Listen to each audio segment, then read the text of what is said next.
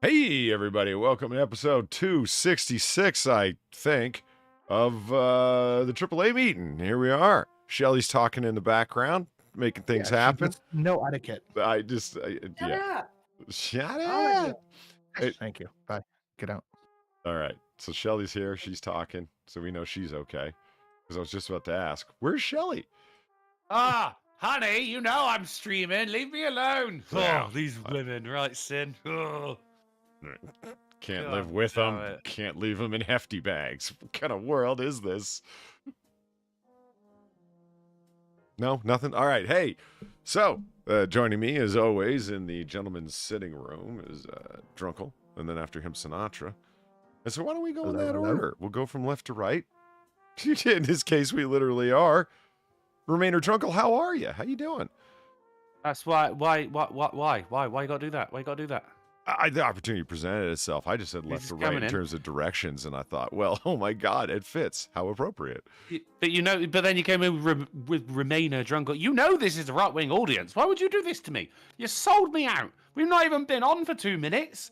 I'm sold. I would wonder myself why you ever mentioned aloud that you voted Remain to anyone. Your bar friends. I'm an honest man. But a secretive one. I was asked how I voted, and I was not going to lie. Yet you demonstrated a poor understanding of what the EU actually is, that it's not just a trade agreement, but in fact the attempt to create a supranational state that you wanted the UK to be part of for some unknown reason. Supernatural? Supranational. Soup? So what are your feelings on how your day has been going so far, Drunkle? It's been actually incredibly moist. In fact, no, I'd say it's been beyond moist. It's been wet. Ooh. Soaking, in fact. I'm positively saturated with the rain from the spheres. The level of precipitation has been unwarranted. It's very rainy. What's spheres? Plural. I thought you were going for like a tit in the moon thing, the way how you made the whole first part sexual. There's only one tit in the moon. What's fairs? What, like there's in more than one fair? Well, you said the rain. I guess it would be fairs. You said the rain from the spheres. What other spheres? Oh, the spheres. Well, that's what you said. Yeah, the spheres is in music of the spheres. It's I believe they're on about. I think they're talking about stars at that point. So you thought the rain was coming from the stars, from Venus and whatnot? At this point, it might as well. No, Venus is a planet, not a star. It's called the morning star. I said the stars and whatnot, Venus, etc. You see. I was doing Billy Shakes. You know, as the old William Shakespeare there, music of the spheres. It was flowery language, and I've done nothing but regret it. Never go. How are you? Never go full purple, Drunkle. No. Purple drunk. How are you, Polly? It fits with your rain motif. That was actually pretty well done. That was good. Yeah. Huh. That's unexpectedly clever. I pulled it back at the end. Yeah. The whole thing was off the rails, and somehow we got it back on. I'm doing all right. Thank you for asking. So few people rarely do. I could complain, but who'd listen? Basically, is my thing. Right. It's not like you at all. To not complain, or to expect people would listen. To not complain. Oh. Yeah, it's just you're not wrong. It's just that sometimes I persuade myself into not caring that no one's listening. Like the way I walk the streets screaming at the sky at night. I don't care. No one's listening. I mean, people are listening, but they don't want to be. They're like trying to sleep with their windows open, and there's like, who's that lunatic drunkenly meandering through the streets screaming about the current state of world politics? Yeah.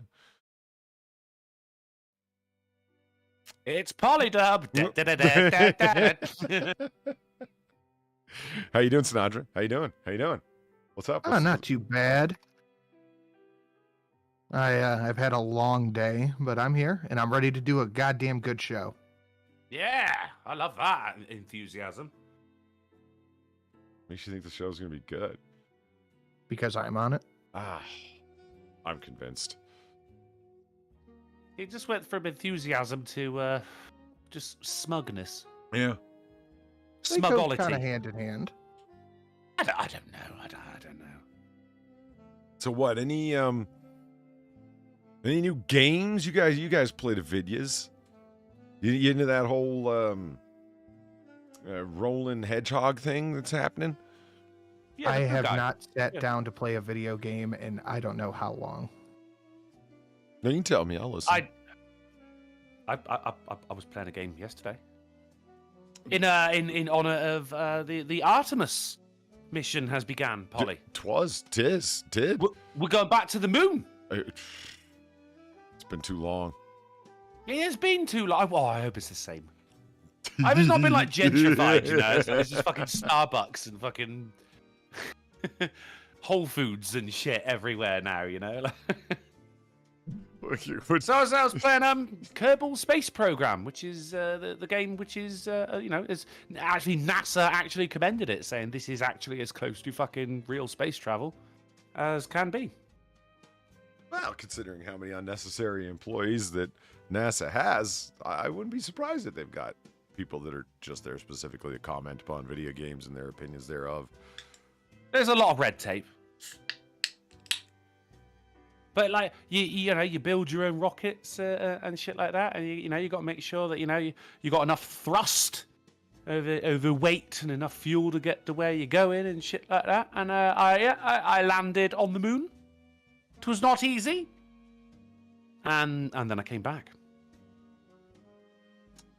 in honor of Artemis. That I didn't stream it or anything. That was just for me. Well, that's the best way to game. Personal satisfaction and self-actualization, am I right? Yeah. I always like because you got two monitors, so I'll have a game on one of them, and I always like to watch something which is connected to what I'm doing. So when I was playing Red Dead, I would always like to watch Westworld.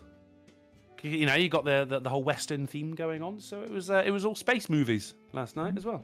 What'd you watch? Well, I say space movies. It was Starship Troopers. Oh, whatever, man. You just won my heart. It doesn't need to be an authentic space movie. I'm like, yeah, hell yeah! You want Starship Troopers? Fuck yeah! Like, that's so fuck good. yeah, man. Humans did nothing wrong. Fuck the bugs. If you disable his head. Yeah. We were just talking about that movie on Noir Bar. So people up in the comments section making all sorts of references. It's about numbers, boys and girls. You don't like it? Simple math. They have more. When Neil Patrick Harris was totally not a Nazi at all. You never mind. Oh that. no, it certainly wasn't dressed like one either. No, you ignore that long leather coat down to his ankles and Nazi cap, looking very much like a Gestapo officer yelling about eugenics. It's not. He's not us. He was definitely a Nazi. I don't know where you get these things. He was a good boy. Okay, he was not a Nazi the same way Paul Pelosi wasn't having gay sex. Now, it's funny you bring up people having gay sex. That's one of the stories that we're going to have today. And denying it. I'm not just talking about, public elected officials and gay sex that they claim they're not having. That's a thing. We're talking about that today. Yes, we are. Well, good. Yeah. One of the best lines was, we're looking for a new bug. Some kind of smart bug. Right? That still to this day makes me laugh. I have no idea why. You know the one that makes me laugh and has no reason to? Because, that movie's got the thing that makes all movies instantaneously better by virtue of having it, Michael Ironside. And boobs, a lot of boobs. There were a lot of boobs. I don't know if I'd be down for the unisex shower. Not because I don't want the schlong-a-schlangin'. It's just that, you don't want to be reacting. You understand what I mean by that, right? Yeah, but I think that was maybe there was like a whole thing. They were a bit desensitized to it and everything. It's like, that wasn't. No. Hey, those aren't boobs over there. That's someone in my company. Those are boobs I can rely on to save my life. No one thinks like that. No man thinks like that. No. But this is the future, dude. Yeah, so people have moved beyond liking soapy boobs and butts on shapely athletic women. No, no one knows. Could be. No one's ever moving beyond that. Sinatra, back me up on this. No, No, you won't back me up, or You no, don't they're not know. moving on. they're not moving on. See, thank you. Firmly focused on phenomenal asses. Yeah. All right.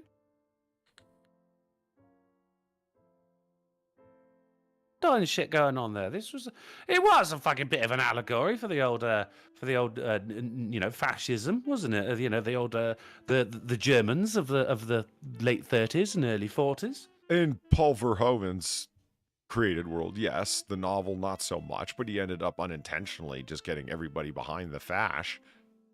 The director, Paul Verhoeven, anyway. Because tell me you didn't cheer Would him you like on. to know more? Yeah. And remember, Sargon explains it all in his Politics of Starship Troopers video, one of his finest videos ever. It's not like you have to join to... look at that. I pay for your food, you brittle-boned fuck. Vladimir V. Dragunov, thank you for the $3. The Terran Federation did nothing wrong. No, they didn't. So if you want to become a citizen, you're absolutely right. If you want to become a citizen, it's like, service guarantee, citizenship and whatnot. I mean, you don't have to become one. It's just you don't get to vote. Well, you're not willing to put your body on the line. You're not willing to put your life on the line and give actual service in one way or another to get citizenship. Well, then fuck you. You're just a regular citizen. It doesn't mean you're not going to be able to get good jobs and so on and so forth. There's just certain privileges that you will not have because you're not a full citizen, like voting. Not so much privileges. There was also a lot of rights. Like there was one of them. They were in the soapy boob shower scene. Why did you join up? One of them wanted to get into politics and the citizenship. Therefore, joining the Federation was the easiest way to do it. Another one wanted to have babies and mentions the easiest way to get a license is through citizenship. Yeah, but you have to have a license to have babies. In a way, Verhoeven kind of overstated that and then contradicted it in his own film because neither of Rico's parents were citizens and they had him. And it's like, so what's another way to do it? Get an education, get a gainful employment. So you're on him. Yeah, well, she said the easiest way of doing it. Bubble. So she decided. She decided the easiest way of doing it was through. Yeah, well, I mean, fair enough. But if you decide to sign up for 2 years of service, and she was the first one to wash out, when through no fault of Casper Van Dien, someone got their fucking head blown off. Yeah, well, his helmet was malfunctioning. But then, regardless of that, it's still you have to have a license in order to have babies. Yeah. So like, that's still there. It's still there. It's still there. So that is why they're not getting fucking like overly erect over these soapy shower boobs, because it's like, oh my god, I could end up committing a fucking crime against the Federation by getting a woman pregnant here. No, keep your dick in check. Don't tell me what to do with my dick. No, I'm not. No, I'm not. In the future, I'm saying in the future. Real quick, if anybody got a message from me on Steam, just go ahead and ignore it. But if you did it, change your password. It's a fucking hack. I got a message saying, oh, my buddy, my IRL friend messaged me and said, hey, man, would you vote for my thing on CSGO? I was like, yeah, sure, buddy, whatever you need. And next thing I know, like 40 people are messaging me going, hey, your account's hacked. Motherfucker.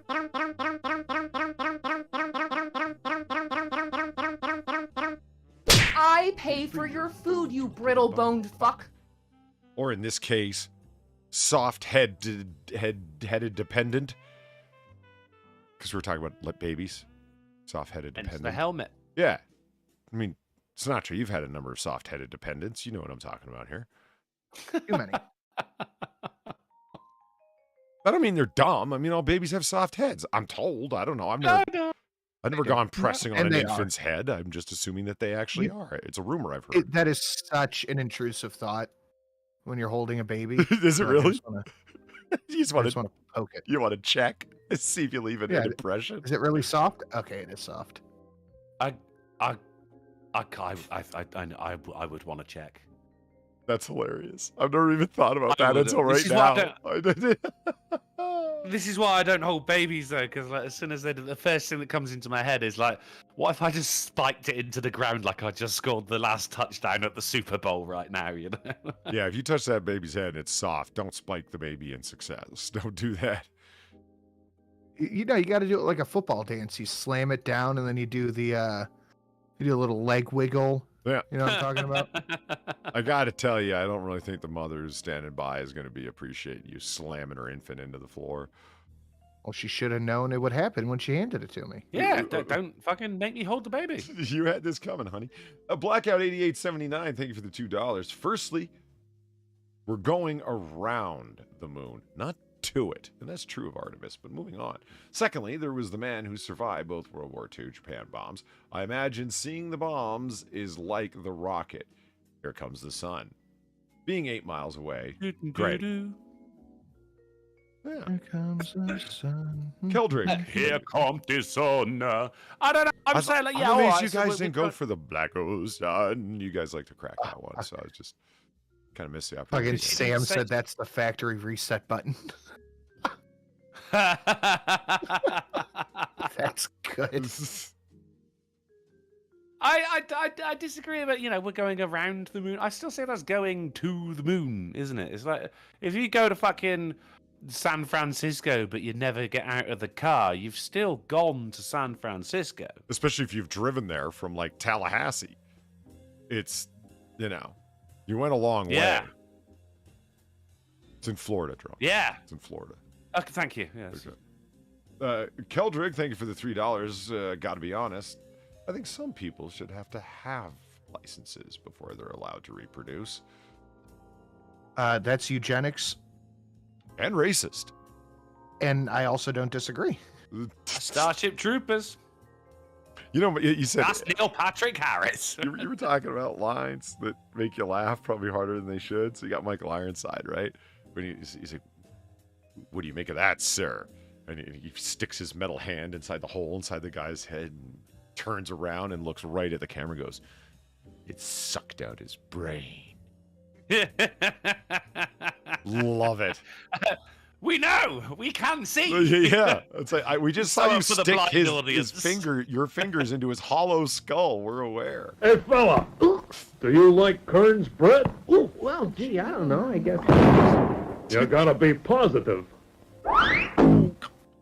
Donkey Punch Bandit, thank you for the $10 and that awesome double fin. Hello to the three kings of colossal calamitous cuntum. Okay. Well, thank you. How's everyone doing tonight? I'm all right. These guys are, you know, you've heard it. Wet. Yeah, they're the same. I'm still stuck sitting around at work waiting to be let go. Waiting. Yeah. Literally watching Also the a very clock. funny To be movie. let go. So I just picture that his boss is hugging him. Like, oh, just 5 more minutes, then I'll let you go. If you haven't seen it, that's also a very funny movie. Which movie is that? Sorry, Waiting. it's just called Waiting. Yeah. Is that one of them 90s Gen X films? I believe it was early 2000s, but yeah, it's pretty good. Maybe it was in, you know, turnaround for a while. It was meant to be a 1995 film, but you know how these studio things work. Yeah.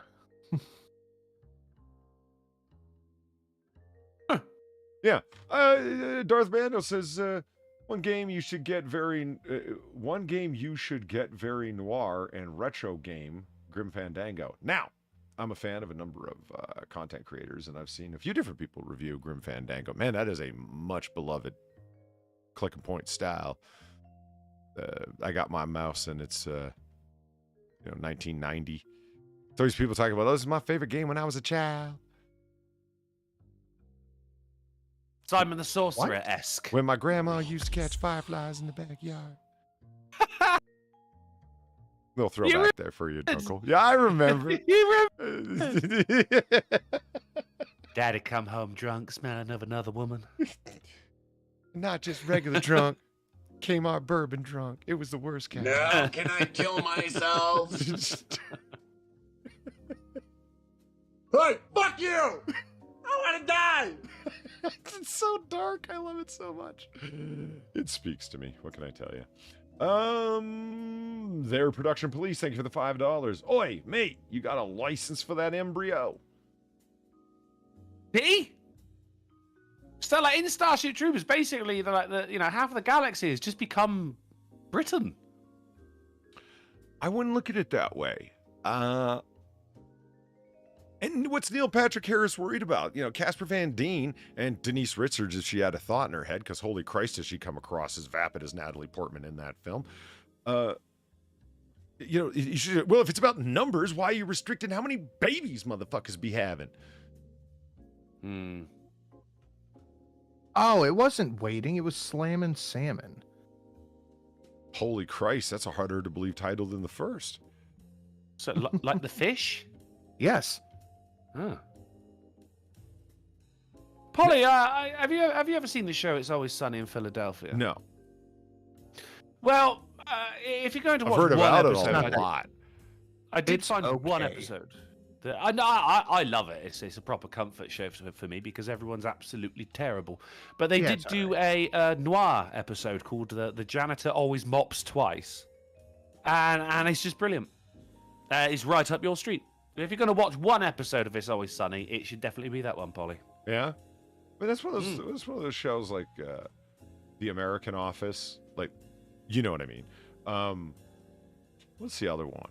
Oh, what's the one with the cameras that are always kind of moving and they don't have a laugh track, and it's Modern Family. And then The Office, The American Office, and then there's one I'm forgetting. Always Sunny in Philadelphia. Always Sunny in Fetterwoman Land. Right? I mean, no. This is just a sitcom. It's not done like documentary style or anything. Oh, really? What's the one I'm trying to think of that no one ever shuts the fuck up about? Oh, Parks and Rec. Ah, there you go. Those shows are kind of like all the same in my head. Like shows that are like people tell you they're good before you can find it out or not. And they insist that it is, even if you go, oh, that's not really my style. Well, now, Sinatra, let me ask you a question, because you made me think about something saying that. Is there a show, because I was having this conversation the other day, or shows that you've heard so much about that at this point you're just like, out of pure absence, fuck that, I'm never watching that shit? Stranger Things. Cool, good answer. I could see that. For me and Sinatra, this is because of you, Trailer Park Boys. It's funny. Yeah, no, I mean, it's up your street. That's fair enough. I might have given it a chance, but after the 39th time you brought it up in as many weeks. It is that Trailer Park Boys is one of those shows that you can quote out of the ass for literally no reason. You know what that show is for me, amongst others? The Wire. Oh, yeah. Yeah. People are like, oh, you like The Sopranos? You're into like gangster stuff and you like gritty stuff and whatever. Oh, man, you got to watch The Wire. And everyone's like, oh, it's the greatest show ever made. Oh, it's about Baltimore, man. It's real street level and gritty. You're gonna love it. You like the black people talking about crime and the hip hoppies. I'm like, well, I guess. What is going on in your chat today? What is going on? Fucking bunch of crazy shit. Some dude's like vets fighting for America to get citizenship and denied. And then someone else is just like, praise Christ, repent and read the gospel, come and be saved. What the fuck? Yeah, oh, James Tippin, repent and believe the gospel. Now, I'm not against the underlying message, but why is it in all caps and why are you yelling it at people? Because I bet you if you reply to it, it comes back with a link. Holy shit, there's bots that are up on that shit that if you reply to it, then a link comes up? Like, that's literally what just happened to my Steam account, so I assume it's the same thing. That's some hot shit. Like, meaning hot to be avoided, like, don't touch it. Yeah. We're looking for some kind of smart bot. Trunkle. Up top, buddy. High five. Nice. Yeah. Crap. Stop it. You know I don't have hands. This one episode, it's all in black and white except for, the red lipstick or obviously the red dress or something like that. And he just mixes a drink and then a girl comes into the apartment behind him and he goes, if you're here to shoot me, let me finish my drink first. And she goes, oh, I can't shoot you. I probably miss. And then he says, well, then you'd have to admit you missed me. And I'm like, yes, amazing. It's it's that kind of style of writing that both me and you absolutely adore. Huh. Every time it comes on, I'm like, I got to tell Polly about this. But I watched it today, so this is what I remember. Yeah, I would watch that one episode as a one-off for sure. Just see how a sitcom would do it. I bet there's some clever works in it. Yeah. Okay, so we were talking about something before. I'm sorry. Go ahead, Sinatra, if you got a point, because I'm about to go off on something wildly different. Yes, that's like the kind of predictable writing that I fucking despise. So when he described it as like comfort writing, is that what you meant? Like where it's all the same, so therefore why? It's just super predictable. Okay. You know what I mean? Yeah. I despise that kind of writing. You know what kind of writing I despise? Super predictable, like that. I'm just going to say it. I'm not trying to sound like a Tucker zombie, but I'm going to end up doing it. Coastal elites, where they're just talking about themselves as if they're the center of the world. You know what show is emblematic of that to me? 30 Rock. Right. Yeah. You know, or Veep, or The West Wing. Super predictable. It's like they're all democratic wet dreams of this is what we're like. We're all like super educated, cosmopolitan people that are really good and moral, and we struggle with the deeper questions, and it's the other party pulling underhanded tech. If you ever watch The West Wing, it's nauseating. That's what I liked about the fuck was that show called? House of Cards, the American one. Mm-hmm. It was very unpredictable. Very underhanded as well. This is like Jesus, it ended in the Kevin Spacey Christmas dinner message that they want to talk about unpredictable. No one saw that shit coming. But like Kevin Spacey was fucking brilliant because of the amount of times he would break the fourth wall, you know. And I think he was. It was just. Someone said something. He just looked at the camera and just went, "What are you looking at?" I was like, "Oh my god, that was brilliant." Yeah, if only he wasn't touching kids in the background. Yeah, total weirdo. Gamer Valene saying loud noises. What are you talking about? What's going on? People shouting in the chat. Separate the art from the artist and everything. Like, obviously, Kevin Spacey. That's a little bit hard to separate. It came to light that he was a wrong un, but mate, say what you want. That guy's a fucking phenomenal actor. Yeah, that's pretty undeniable, but it's kind of hard to overlook Kitty Diddler. It is. I said overlook it. Okay, hold on. It is, but I hear you about the things like people say separate the art to the artist. As a principle, I agree. Sometimes I can't do it. Right? Like, I'm willing to look past Chris Evans, like, just vomitous fucking politics. And they're all just, like, jerking himself off that I'm awesome level politics. The man doesn't even have any political thoughts. He's just saying stuff. Fuck Trump, am I right?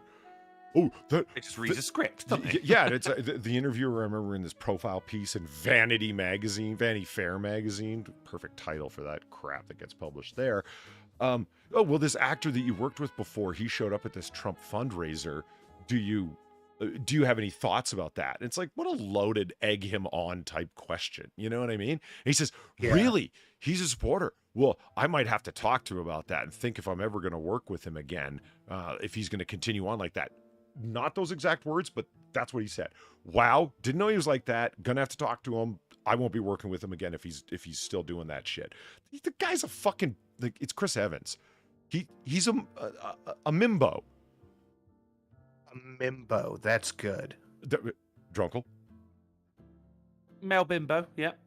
From Sinatra, from Seinfeld, you know, right? Sorry, I didn't put two and two together there. My bad. Do you remember when Jerry was telling Elaine that the man she was dating was like, he's a bimbo. You're dating him because the guy's a moron. Remember George went mountain climbing with him? Yes. Yeah. He's a bimbo. And that's Chris Evans. As much as, like, I mean, greatest MCU film of all time is still Captain America: The First Avenger. Go ahead, fight me. And he's awesome as Steve Rogers. He does a great job. But the guy's a moron, and he has nothing intelligent to say. That's all there is to it. Separate the art from the artist. Yeah, but then there's people like Kevin Spacey. Read the words. Look pretty on the fucking camera. You're not meant to have political opinions. No, you're not. Well, I mean, you are, but we're not supposed to know about them. Your job is done. fair. Valine seems to think it's a himbo, which would probably make more sense. A man, mimbo, a himbo. Yeah, mimbo. That's why I didn't make the connection. Yeah, fair enough. But I mean, did I hear what Sinatra's saying though? There's certain people when it comes to certain things that I can't see past it. I watched The Usual Suspects. It was a fantastic film because the script just rocks so hard, and it's got Chaz Palminteri in it that just rock. It's Chaz Palminteri going up against Kevin Spacey in that movie that makes it really, really work. And it's got a super underrated actor in it that now found a lot of success in The Mandalorian. Giancarlo Esposito. Love his shit. He's fucking sick actor. I wouldn't say you found his success in The Mandalorian. I'm probably going to say it was Breaking Bad. Was he in Breaking Bad? Fuck yes, mate. Gus Fring. Never seen it. He's also in The Boys. Oh.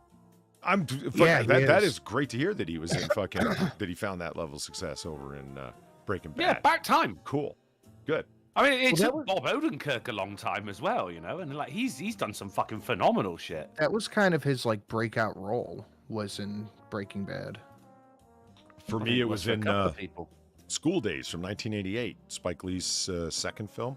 It's a brilliant mess. That's what makes it one of my favorite Spike Lee films. It makes no sense. It's a comedy, drama, musical.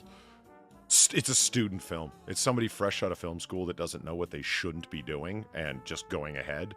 It's like, we can have 3 full-on musical dance numbers in the middle of a dramatic comedy, right?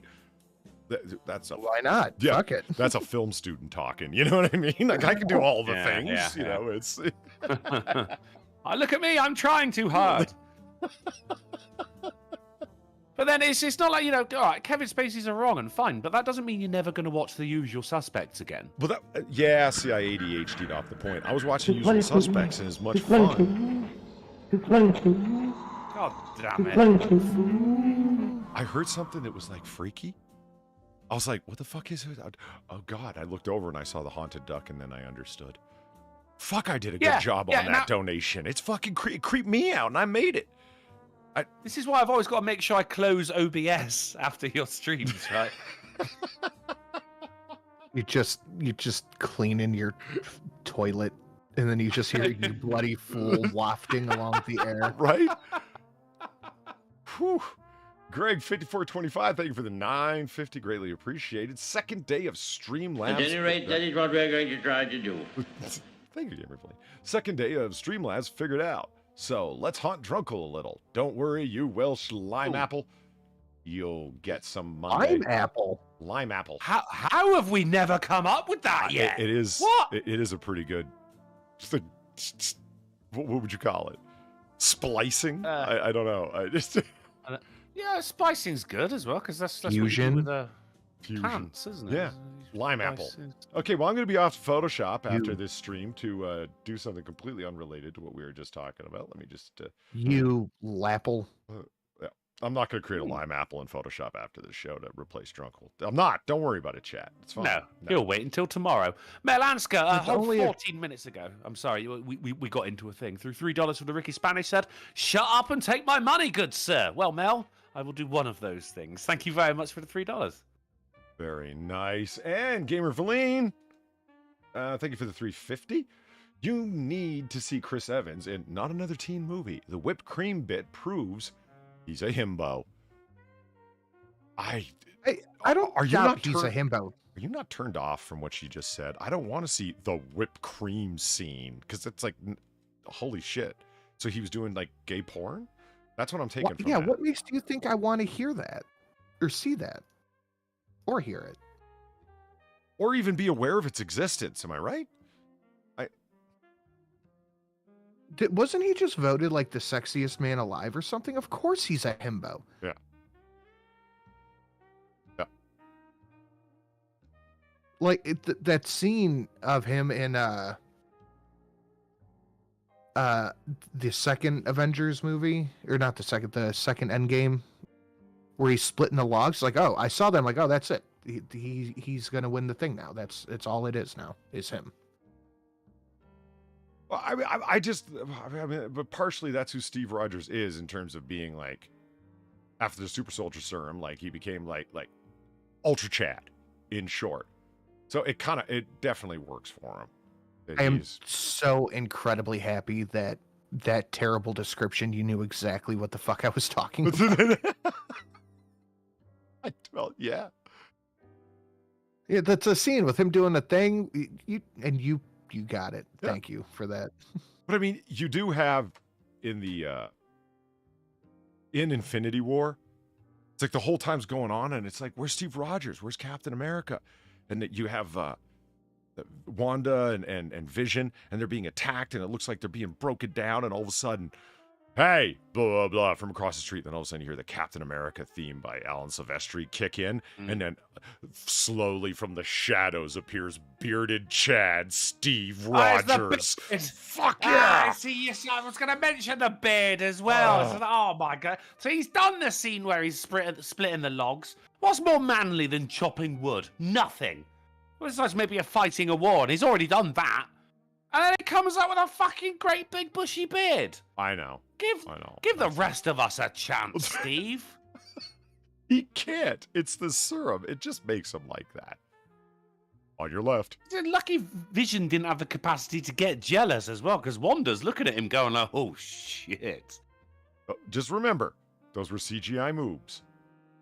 That's the most unbelievable thing about the whole movie is that... The CGI moves, I agree. Not only that, but that... Scarlet Witch and Black Widow were not just super catty to each other. Go on. I'm interested. I've never heard this particular fan theory before, but it's making me laugh. Because women are fucking awful to each other. Sure, always. Yeah. They're never not. You get two hot women in a room next to each other, they're going to be doing the side eye. Oh yeah, it's great. Good for you, kind of thing. Oh, you going with that uniform, are you? Oh no, yeah, looks nice. Yeah. Exactly. That sounded so passive aggressive. Well done, Drunkle. Are you wearing that out? Oh, that's what you're wearing. Oh, no, it's fine. It's fine. I like it. It's there's a lot of the. Oh no, that's fine. Yeah, that was good. That's exactly what it is, because women are fucking awful, and we get blamed for it. By the way, well, it's the patriarchy that makes them act this way. They have no agency, you know. No, they are just completely under our manipulative control. Yeah, and it like anytime you see something like a woman attacked for this, that, or the third online, it's always other women. It's always other women. You know, every woman that I say that to, I have yet, except for somebody that I don't know that's talking some feminist bullshit, has ever denied it. Talking to Far, talking to Valine, talking to like whoever.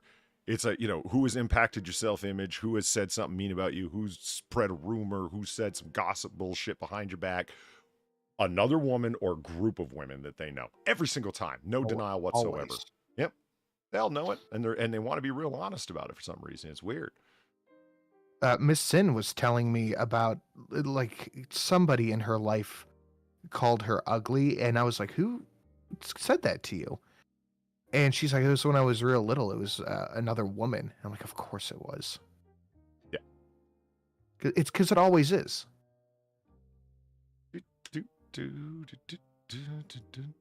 Just looking for something to talk amongst yourself. It's fine. Everything's going well. Situation. He's looking for limes. That's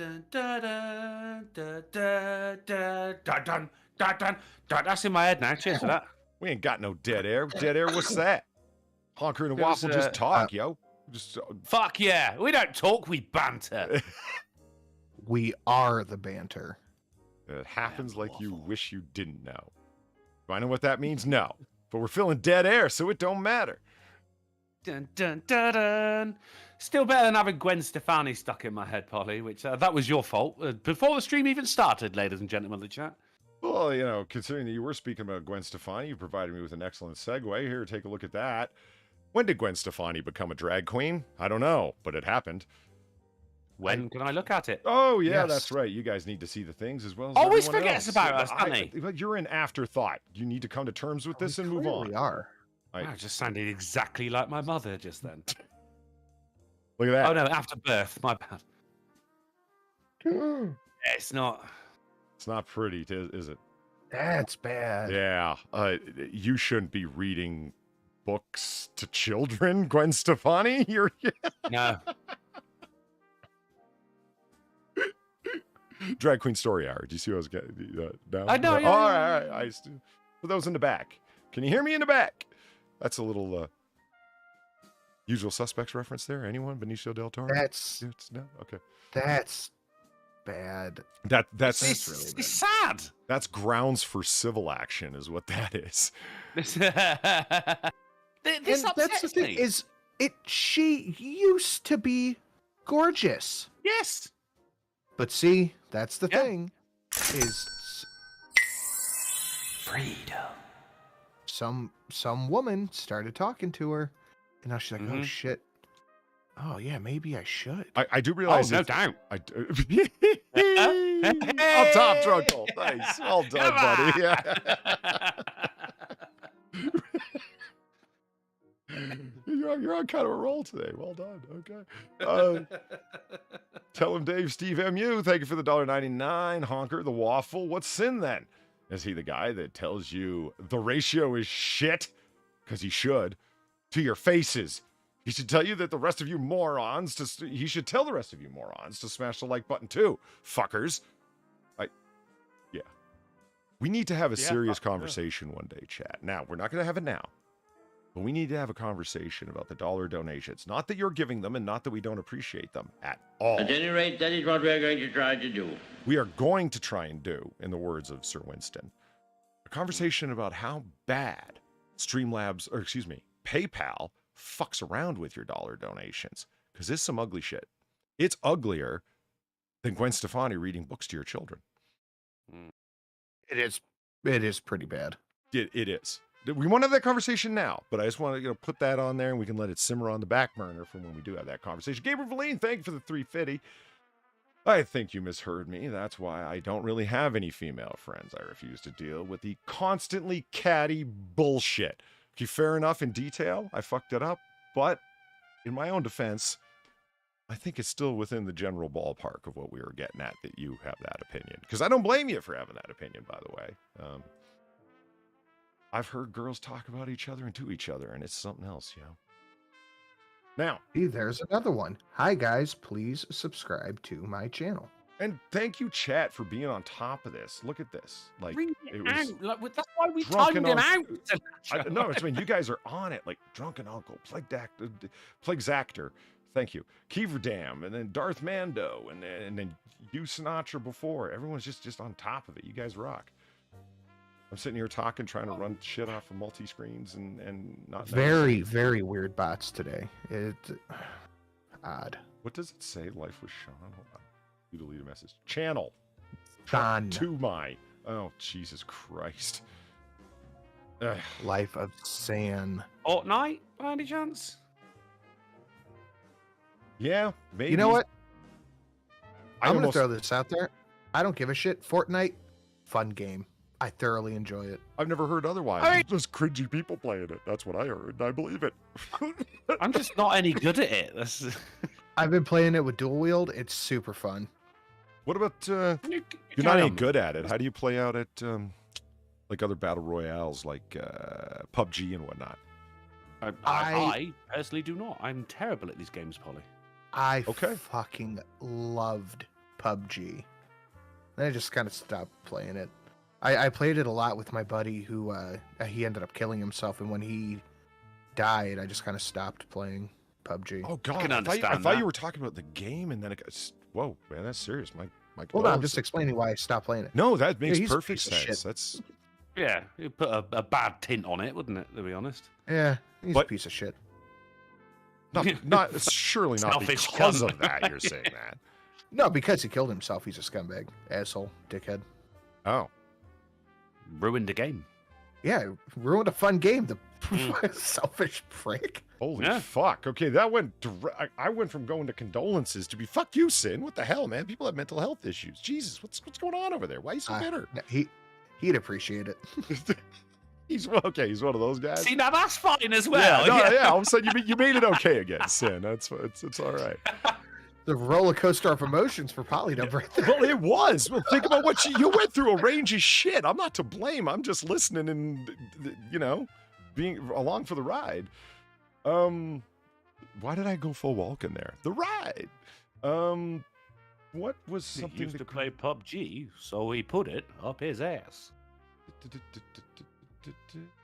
Hold on, I was reading something here. Oh yeah. Okay, so Peter out there says Gwen is 53. Yes. Now, one thing that one of my friends, she was all up on it, Gwen Stefani, talking about her because Gwen Stefani got on her nerves. And so talked about her. Did you know that she was 7 years old when she made that track Hollaback Girl? That's bananas. What? Yeah, 30, pushing fucking 40 with children talking about, put your pom-poms down, we're gonna fight now. Like all that, you know what I'm talking about? And now it's back in my head. Thank you, Polly. Well, that's all right, because we're going to go further with it, because I thought just for fun, we'd take a look at some of the most nonsensical lyrics that were ever written by a woman pushing 40 with kids. We're going to do it. We're going to do it. Here we are. Holla back, girl. Uh-huh. This my shit. All the girls stomp your feet like this. A few times I've been around that track. So it's not going to happen like that, because I ain't no holla back girl. No, I ain't no holler back girl 2X. Yeah, well, she's really driving it home that, honestly, she isn't a holler back girl. She ain't.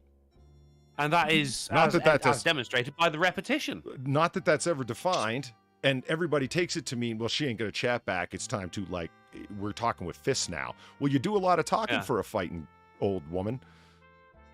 Well, and later she will go on to say this again. So she actually hollers back to not being a holler back girl. Correct. Thus the irony.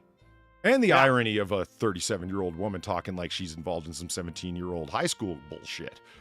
Which, interestingly enough, it would have been longer than 17 years that she would have been in high school. Gwen, what the fuck you doing? I heard that you was talking shit, and you didn't think that I would hear it. Yeah. People hear you talking like that, getting everyone fired up. So I'm ready to attack. Gonna lead the pack. Gonna get a touchdown. Gonna take you out. That's right. Put your pom-poms down. Getting everyone fired up. Oh, this my shit. This my shit times 4. It's a very repetitive song. Once again, really having to let you know that this is her shit. It is. And you're all up in it right now. Yeah. So that's right, dude. Meet me at the bleachers. No principals, no students, teachers. See, I thought this was a song that she wasn't gonna fuck the same guy anymore. No, this is some beef with some bitch that was talking shit at her high school, and she can't let it go 23 years later. You know, when she's already been a roaring success in the music industry and is still just raging on a nighttime while her children sleep. Yeah, like I believe the only honest line in this entire track is a few times I've been around that track. Now, underestimating, it's been more than a few times you've been around the track. But, you know, hey, here we are. I also believe that this is her shit. I believe when she ain't no holler back girl, as in she's not going to be shouting insults as she walks away.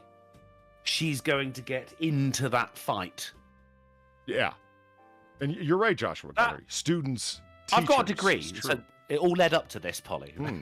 So that's right, dude. Meet me at the bleachers. No principals, no students, teachers. Both of us want to be the winner. But there can be only one. So let's get out our swords and try and take heads. Yes. Yeah. Excellent. Yeah. So I'm going to fight. Gonna give it my all. Gonna make you fall. Gonna sock it to you. Oh, the lyrical structure. That's right. I'm the last one standing. Another one bites the dust. Ooh. Queen. This my shit. Or in this case, drag queen. This my shit. Times 4. Let me hear you say this shit is bananas. B-A-N-A-N-A-S. The B-A. A few times I've been around that track. If someone could just go ahead and clip that for me, I'd appreciate it. There are no more lyrics. It's just the ooh, this my shit, and a few times I've been around that chick, and then the B-A-N-A-N-A, yes, the B. And every time I see this and I hear this, you know what I think back on? And it's just like, is this a lift off of it? Am I just seeing a connection? Can I kill myself? Yeah. Yes. Hey, fuck you! I want to die! Polly, I'll pay you to stop reading this. Okay, Donkey Punch Bandit, thank you for the $5. Ever notice a So common here's theme in genres with the most nonsensical lyrics? Yes, I have. I was over at Lyrics Genius yesterday looking at, or this one's actually A to Z lyrics, but just looking at some of the lyrics where it's like, my God. But then it's done a service, because there was, for my generation, I think it was the movie Liar Liar. Now, because of Jim Carrey, I will never ever again forget how to spell the word beautiful, because it goes beautiful, right? And that was oh my God, fucking brilliant! I've passed English. Now there's a whole new generation who know how to spell bananas without having to think about it. now somebody needs to do this with restaurant. Unnecessary would be a good one. No, silhouette. Silhouette? Ain't no one know how to spell that word without a lot of practice. Can I kill myself? I have to do it through a competition shooting because you're shooting at silhouette targets, right? So it comes up that I have to die. I want to die. Because, silhouette targets, that's what you're shooting at. So you end up writing it or whatever. You think as many times as I've read that word and typed it out that I know how to spell silhouette, but I have no idea. That's Silhoutte, some I don't know. Goddamn French. Definitely a TTE. Sam, justify your people. What the hell? Just say shadow, for fuck's sake. Right? I was on TikTok the other day, and that's what I do. When I poop, I scroll TikTok. Huh. And I caught it was an Ask Reddit thread, and it said, "What are the worst song lyrics of all time?" And one of them was just shitting, pooping, shitting, poop, like 4 rows.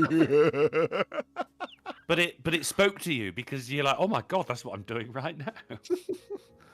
And then I went to that Reddit thread, and like the top one is "She blow my dick like a cello." Oh my God. I mean, that doesn't even make sense.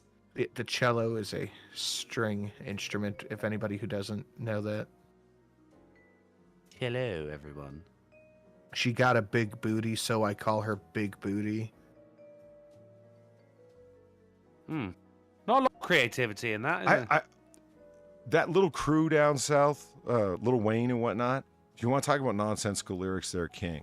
I mean, I remember that Lil Wayne lyric, that girl had a big butt, so I was like, but what?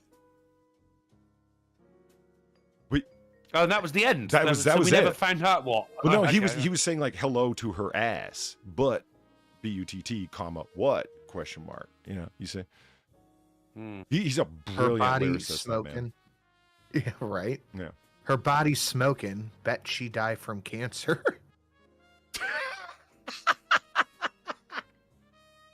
Now, Jesus. if you guys remember back in the day, little TLC.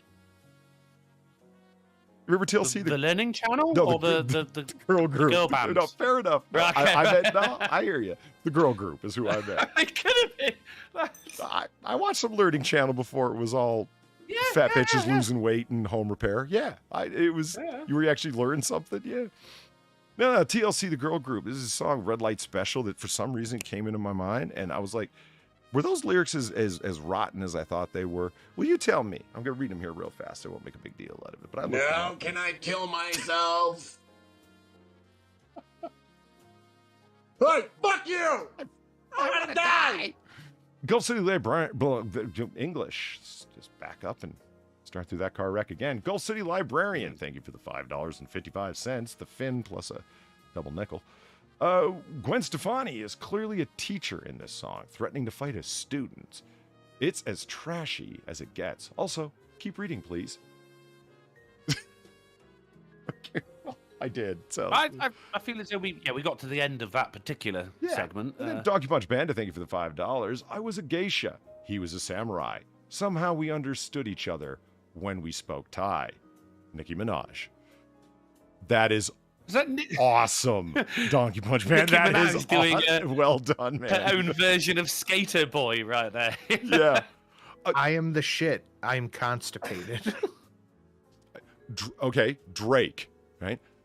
I met this Asian girl, invited her over. Let's turn the lights down and dim some. Oh. annoyed that I actually like that. That was okay. That was okay, though. For God's I put sake. Molly in her champagne. She ain't even know it. I took her home and enjoyed that. She ain't even know it. Rick Ross.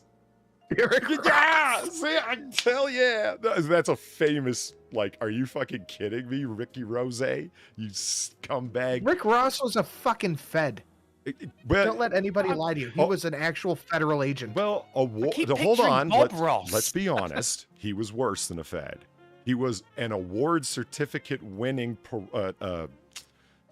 prison guard. WAP doesn't seem bad by comparison. I mean, don't get me wrong. It still makes you a federal employee to be part of the Bureau of Prisons, BOP.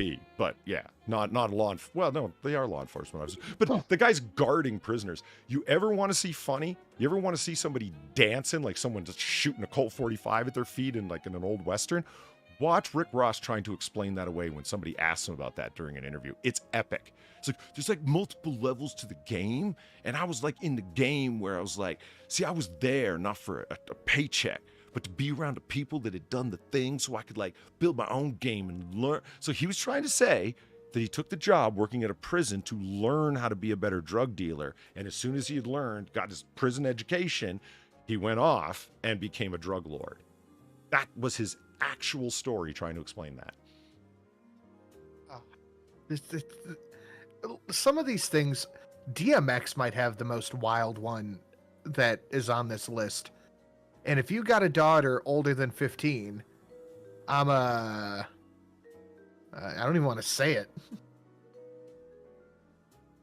Prison guards get award certificates.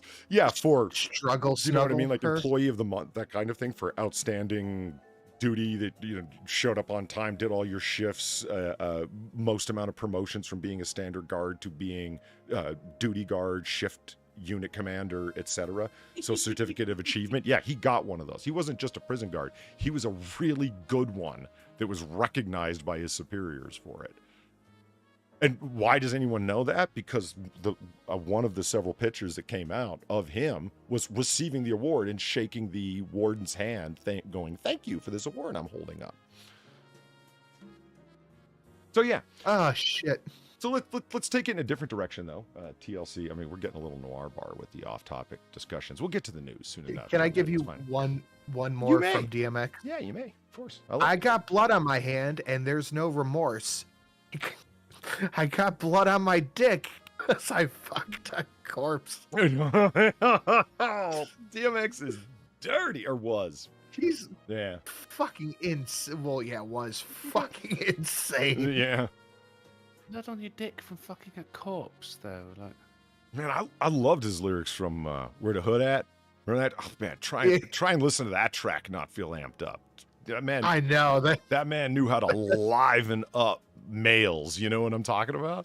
Oh god, yeah. Yeah, even if we squash the beef, I ain't touching your hand. Like talking about, like, I don't do the homo thing. It just the writer's anthem too.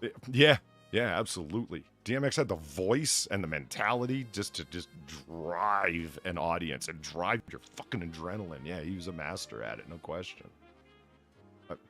Sorry. No, it's all right. So yeah, onto a different, totally different kind of series. Can I kill myself? Hey, fuck you! I want to die!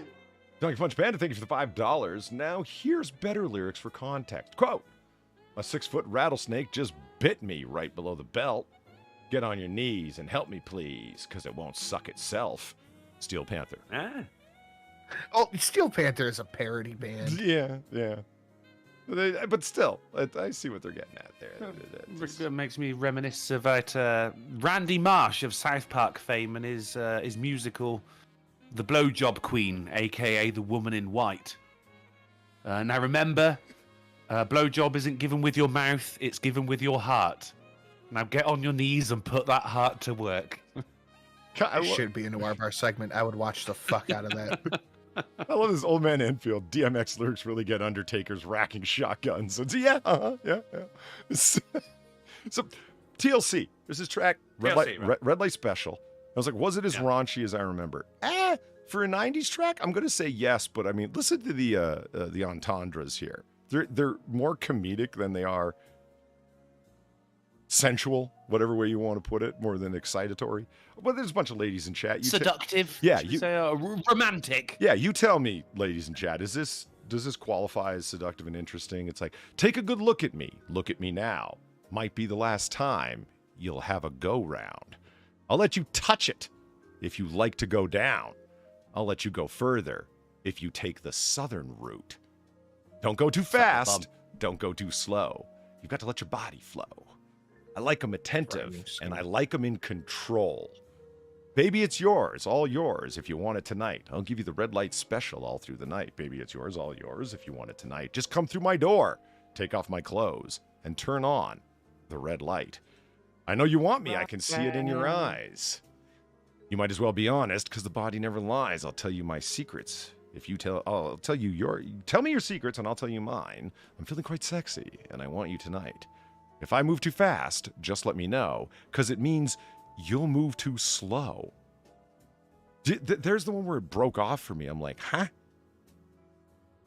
Now, if you... I guess this is where the Molly kicked in.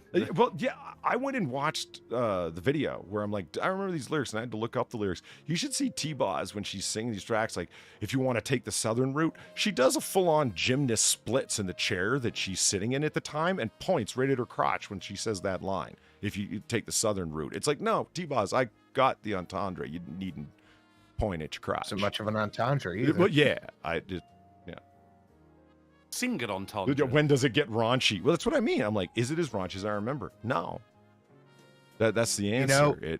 But it's women trying to write a track that is sexy to other women, not sexy to men. If you know what I mean. They were trying to write like a female sex anthem. And I'm like, so that's what I'm asking. Like, ladies, is this good? Or is it like, no, I need it dirtier than that? Or is it like, no, this is right around the level where it doesn't get gross? You tell me. You know what song gave me a bunch of 10-year-old boners? Was Mulan, not Mulan, Lady Marmalade. Lady Marmalade? Yeah, Lady Really? Marmalade. Yeah. With the video for it, because it was always on VH1. yeah, it was what was the Christina Hispanic Aguilera stripper in the girl? burlesque. Yeah, with three other people. With what it was Missy Elliott and what's her Lil name? Kim. Oh, Lil right, Kim. Lil Kim. Yeah. Maya. Missy Elliott, Maya thankfully, didn't dress up. Maya.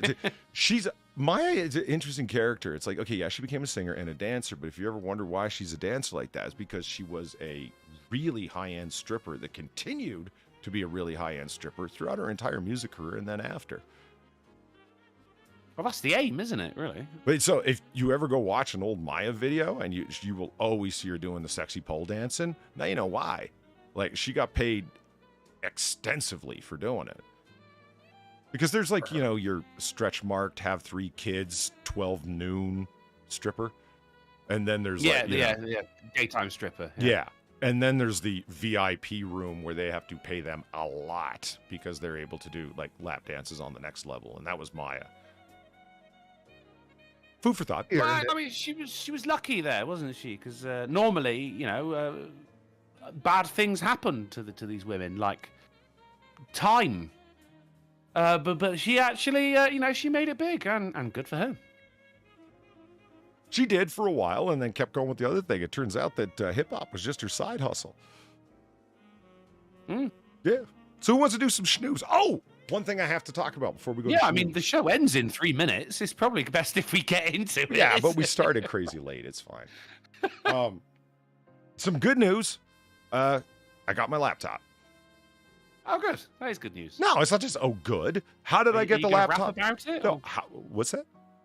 Are you going to rap about it? Are you going to give us some raunchy lyrics? I have written a 3-part rapra about the entire thing. A rapra? Yes. It's a hip hop. It's a hip opera. Both I'm angered and intrigued at the same time. This is it's a conflicting emotions.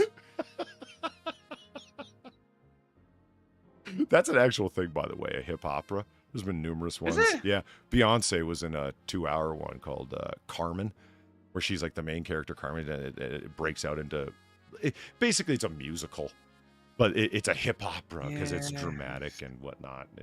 I don't even like musicals. I'm not going to like a hip-hop musical, you know? Yeah, that's like Awful. Oh yeah, it's trash. Like, you know, some musicals you can be like, this isn't my thing, but I see what you're doing. But because there's an element of cringe if you're not into musicals, because everyone all of a sudden starts singing and dancing, and it's weird. Yeah. Just like in real life. Yeah, exactly. Like, why is everyone choreographed and dancing when they were just moments ago completely confused by what you were saying? But now they're so in tune with you that they're able to dance the exact moves that you are. It could be cringy and weird. Hip opera, it's that turned up to 11 in terms of what the fuck is happening. Because two guys are in an argument, and all of a sudden they'll start like cipher beefing, doing diss raps and shit. It's really weird. Anyway. If you're gonna have like a musical, it's Cipher always like beefing. exciting Holy things. Shit. Have it about mundane, everyday life shit, you know? Like, say you're at the post office and then someone just like starts breaking into song. That would cheer everyone up, you know? They're just like, I'm in the line and I'm all alone and this fucking cunt is on speakerphone. Like, anything like that would make people go, yeah, all right. But it's not, is it? It's always some fucking Oklahoma bullshit. The cipher beefing. What? I had completely like pushed anything cipher from my head. And it just all came flooding back. I dusted those neurons off for you, did I? Yeah. Sorry about that. Oh man, that's good. Those were good. Oh man, old school cipher beefs, like the cipher that used to happen at you know, Source Award shows and shit, and they would record them. Yeah, hip hop's turned into nothing but a bunch of Xanax zombies doing mumble rap. It's really gone to hell. But anyway, That's how I found Yellow Wolf, was through the cipher. yeah, Yellow Wolf was fucking sick. Like, yeah, I had never even heard of the man before the cipher. Anyway, what was I talking about? Oh. It's not just that I got the laptop, the replacement laptop, but that it was funded by this very crowd. I can't tell you how appreciative I am, guys. Seriously, it was people tossed in like $20, $10. Here's $10 towards your, and then other people were incredibly generous. Like, here's like $100, whatever. I didn't blow any of the money on hookers and cocaine, although I was sorely tempted. Believe me, I live an unexciting life and was looking for a break. And yeah, blackjack and hookers were on my mind a little bit, but I didn't do it. I held on to it. And searched out the best fucking deal that I could possibly get. Ended up using my friend's Costco card to score the greatest deal that I could. To, you know, stretch y'all's generous funding as far as possible. Total score. I'm extremely happy with the laptop that I got. That is part of why I've been talking about doing the Twitch streaming. Because I wanted to be able to do. Sinatra, you started an office, right? You needed a second computer. Totally makes sense. I wanted to do the Twitch streaming. I wasn't going to pick up Tron Vodka, the massive computer that Hammer, that glorious bastard, hooked me up with, and lug it all the fucking way over to the Lodatorium, where my reloading room, where I do all my painting and stuff, and I'm going to do a lot of the gaming and shit. So I needed a laptop that was capable of streaming at a minimum. And I didn't want to get an over-the-top gaming laptop. No, I need something with like a 9050 video card and like blah, blah, blah. No. I just need something that could pull it off. And I was talking to Sin after the stream about this. I got it. It's awesome. Had to work real hard to take the teeth out of Windows 11 and remove Microsoft's microscope from my butt. But I did it. And you can log in without a Microsoft account. Don't let them convince you otherwise. It took 3 different methods for me to pull it off, and I did. Ha! In your face, Microsoft. Go fuck yourselves.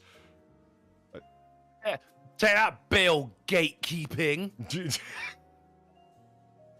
No, but again, I just want, because a number of people have asked, are you any closer to the laptop? You any closer? And when I finally got there, and I made you guys dollars stretch as far as possible, and it's sincerely appreciated. Greatest chat online. Sincerely appreciated. I pay for your food, you brittle-boned fuck. Yeah, so as a final word on it, not only will I be able to continue on with other things that I was doing, I'm not going to not expand it and do the Twitch thing that people have been bugging me for a good while to do, so I'm getting set up on that. So that's going to be a gang of fun. Thank y'all. Darth Mando, thank you for the $2 watching this and sentencing of Daryl Brooks. He's not only being charged for all costs, but he got approximately 4,067 years. Whoa! Fuck. That is fucking hell. Starting to think it wasn't the SUV that attacked that crowd. Yeah. But the thing is, though, you'll probably get off with 3,000 for good behavior, wouldn't sure. And I mean, don't judges usually say it in months? It'll be like 520 months. Like, what is that? What is 4,067 years in months? You know, they said it that way just to make it sound longer. 48,000, something like that. Alan. Oh, Alan, you badass. He's back. Thank you for the $3. And he says, hello, Polly. Well, hello, Alan. Hope you're doing well. At any rate, that is what we're going to try to do. And also through $3 for the Ricky Spanish saying, hello, Uncle. Hello, Alan. Gamer Verlaine, thank you for your tree fitty. Did you just throw out 9050 graphics card? Okay, old man. Shout at your pigeons. Yeah, I don't know. It's got a 3050 Ti NVIDIA card in it. I don't know. I tried to go like, I don't know, what's the highest, most expensive card that is like in prototype that just came out on the market. I don't know what that is. Valine, you know, you can't. 4080, isn't it, right now? Is it a 4080? Okay. Valine, you can't really bust someone's balls for attempting to be an expert in an area where they're not an expert when I repeatedly admit that I'm a noob. You got to focus your actualing in reality. You know, when the fuck did I ever say I was a computer wizard? You know what I'm talking about here? Yeah. Yeah. Hmm? Yeah. Hey, Drunkle, why don't you know how to fucking load a 223 cartridge? I'm sure there's a YouTube tutorial about it, but I guess because I was born English. Oh, you're not an expert in that? Shut the fuck It's up. not my area of knowledge. No, it's not. Actually, no. Well, no, there's no shut the fuck. I never. You brought it up. Listen. No. Actually, I'm going to have to end up appealing to some of Gamer Valine's help and Sam's and yours, Sinatra. Well, then maybe you should stop talking shit to her. No, it's ball busting. She's fine. She's fine with it. And believe me, she gives way better than she gets. See how I'm just leaving that there? I make a smart ass comment on occasion. She straight up tries to like rip you apart and demasculate you. You ever heard her in a voice chat? You've hung out with Tom. Yeah, she's very good at it. Yeah, she doesn't want to, like, her goal is to have you, like, in the shower rocking back and forth crying. Like, it's something else. Not a problem if you don't shower. You show her, Trunkle, the way to undermine her plans. Yeah, man. Yeah. Owen said, hello, Sinatra. Thank you, Owen. Alone. See what I mean? Okay. There's like a PPE loan. There's being a noob, and then there's being then there is blatant boomer exaggeration. Like, okay, all right. But because I bought a laptop that didn't have everything, but I was going to be able to do the additions that I needed to, like adding an additional RAM and whatnot. And it's not that I have looked up the videos on taking apart that particular laptop, and does it have additional ports? And it does. But in terms of RAM selection and what's worth it and what's not, yeah, I'm going to need a little advice from the non-boomers on that one, because I simply don't know. I've heard great things about Western Digital Black RAM cards, but then again, that might be all hype and good advertising, so I'll have to find out. So let's do some snooze, shall we? No? Okay, well, we're doing it anyway. Fuck y'all. Yeah. Okay. So what's the news? Well, we're obviously going to start here. The 22 midterm election. Where are we at? Well, the Democrats did very moderately take the House. Gee, do you think they're happy that they instituted that simple majority thing? Not 60. Right? Yeah, you're damn right they're happy about it. But it's not going to last forever, fuckers. Eventually, the other party will take control of the Senate, and then you'll be whining and crying about, it should be 60. You fucking morons. But what's the good news? Well, currently it's at Democrats 210 and Republicans 218. Who owns the House? We do. We do. In your face, you fuckers. Yes, we do. We do. Whose house? Pub's house. Yeah, hell yeah. Whose Well house? done with the Run It's DMC. Run's house. And You went and old school back to Def Jam. I Yeah, can dig boy. it. Yeah. It's also a very solid Dogma reference. It was that. Yeah, that's the one. Matt Damon. Say what? Matt Damon walking out of the bus with both eagles in the air. Whose house? Run's house. Yeah. You know, Kevin Smith wrote the script when. He happens to be an old school fan, but yeah. So, Dude, Dogma's my favorite, I think, Kevin Smith it's movie. up there. It's up there. oh, it kind of has to be when you think about other stuffs like Tusk and Hoser Goozers or whatever it was called, and Later Hosens. yeah, that one. I mean, there it Red is. State is also good. There's the breakdown of where it stands right now. Where's the What's that? Where's the rest? That's That's all fields. Yeah, this is no. This is not about politics, Drunkle. This is about the state of climate change. Those states are awash in the ocean because of global rising temperatures. It's not a joke. In any case, now these are the leading is what the ones that are whited out like that, leaning in which direction.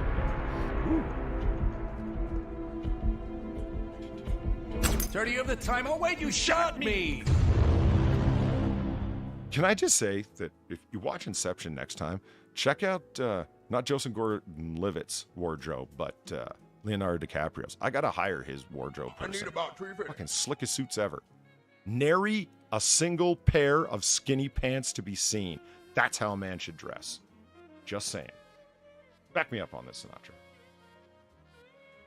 Sinatra. I mean, you're not wrong. I thought you were about to go, well, I like skinny jeans. Is that what you're... I personally do not. But I was just thinking, like, have I ever seen him in skinny jeans? Not that I could think of. No. Gamer... Go ahead. Good. Gamer Valine, last time I roasted Polly, he tried to make more... Okay, Valine, now you're doing the thing. I'm not reading that out because you're doing the thing.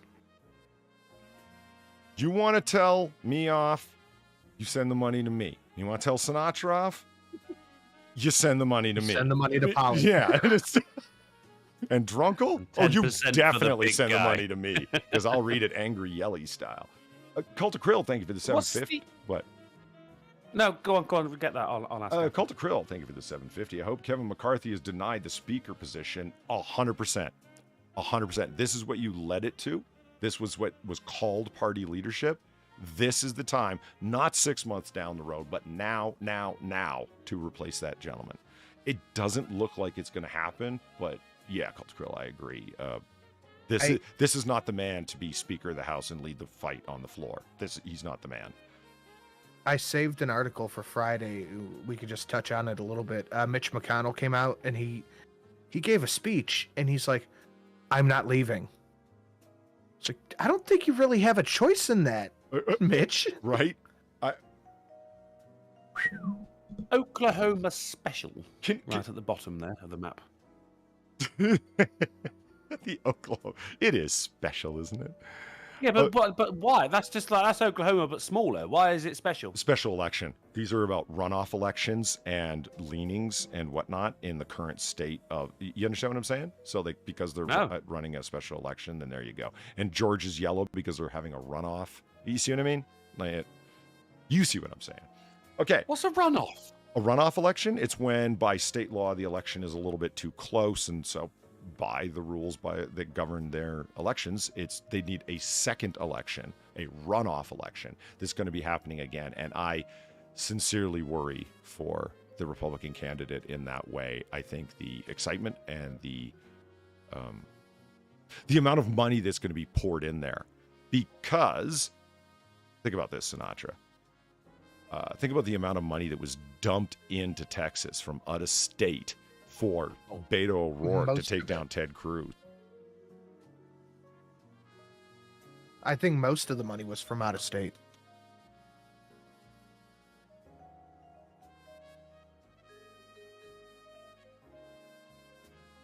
Disgusting! What? Sorry. What the fuck? What? What just happened? Yeah, what just happened? What was disgusting? I know. I thought that was the right time to do it. Was it not disgusting? What? Wait, we were in the middle of a conversation.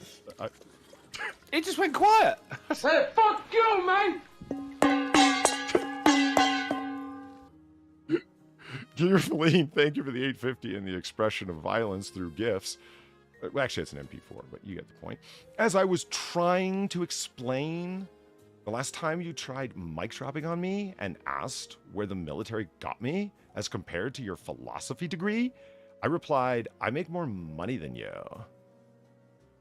And first of all, it's a psychology/philosophy degree, one no more than the other. I noticed you never make fun of the psychology aspect because I don't think you want me categorizing you.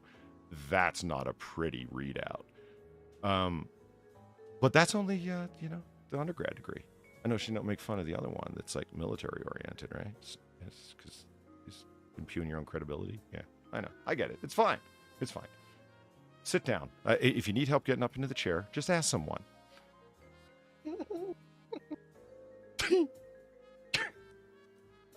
I was looking at the little 6-button Stream Deck. Excuse me, I kind of just stopped on that. And what are they called? Stream Deck. Sinatra, you got the big 90-button badass, right? Yes. Yeah. And Drunkle, you got the 15-button version? Oh, you got to out me like that. Yeah, I got the 15 button. Well, I don't make as much. I don't get that fucking screw you creepypasta money that Sinatra gets. You know? I fucking hear you. And there's no ball busting involved because I was looking at the 6-button one as soon as I saw the price of the 15-button one. So, hey, as if you're being judged. I was just wondering, like, can it even be effective with the 6-button, et cetera, whatever. One of the first things that I'm going to add in there is the Sinatra giggle under his breath. It's delightful. It always makes me laugh. I'll help you up in the chair and you just hear this. That was really good. Yeah, it's like an evil Pillsbury Doughboy. It's awesome. That sounded just like him.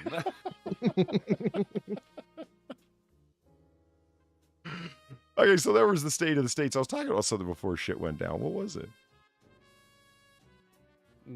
I don't know. I was in the middle of saying something too, and I think Discord dropped for a second. But that might have been it, yeah, because it went quiet for me, which is why I just hit the disgusting button. Well, if you see a red dot, duck. You're right, figuring that is the exact reason they crotch level. It would be, and if it were 1980, because most red dots are enclosed, luckily now. What a great advancement in firearms that was, huh? Who wants to project red dots when you can have them in an enclosed sight? Way better. Yeah. Way better. Or they have the IR ones that are really fucking cool. Oh, yeah. At any rate, that is what we're going to try to do. Projecting an invisible dot that you need the special optics to see, slick. Very fucking slick. Hold on, I feel some threats are incoming here. Oh, yeah, look at that. Gamer Valine, thank you for the tree fitty. You called me a psychopath this morning. Like it's not going. Not like what? Like it's not living in a choose your adventure story. You called me a psychopath this morning like it's not living in a choose your adventure story. Is that the way it feels? Is it actually exciting? I read Choose Your Own Adventures back in the day. You ever do that? I did that. No? Okay. No, yeah, I did, but I also cheated. I kept my finger on the page I just came from. Oh, you can't. No. It's not like chess. All right, shoot like that, Valine. Dave Steve M. Tell you. Thank you for the $7. Personally, I like the 7-button one. It has rhythm, a gun firing, and all the American, a humble asshole like me, could want. Enjoy a cup of coffee or a gallon of gas with this money, Otter, man. Yeah, I'll do that.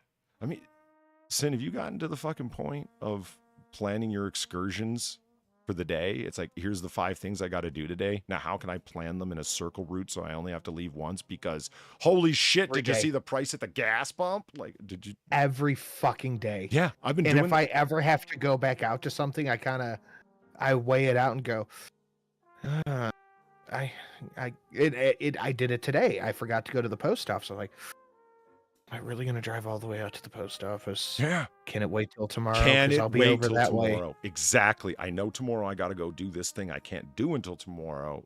Plan according. Yeah. God damn it. The Putin price hike. Am I right? Putin price hike. Fucking bastard. Okay, so moving along. Donald Trump announces 2024 re-election run for president. Thoughts, gentlemen? He finally did it. He dropped the gauntlet, threw his hat in the ring. I am ambivalent on it. That's a good word to describe how I feel as well. Uncertain. Because I don't, after everything that happened at the end of his presidency, and I know everyone's going to go, well, he didn't know. By the end, he kind of knew. We all kind of knew.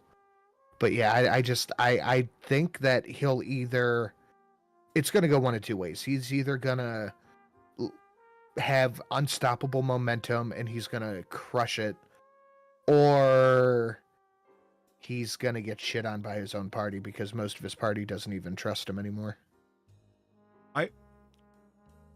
Yeah, there was a hell of a lot of sense in there. I agree, like pretty much right across the board. Because ambivalence is all about, well, this direction's okay, but has its problem. This one's okay, but has its problem. This one's okay. Like, yeah, ouch.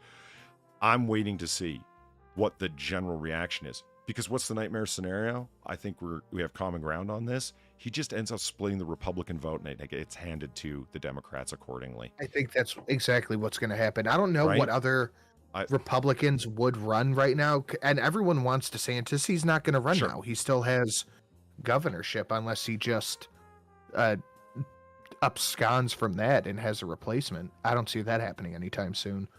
But from what I've seen, and I've been at my mom's house all day, so I've been scrolling Twitter. I have not seen a ton of yeah, Trump's running again. This is awesome. Thank you so much.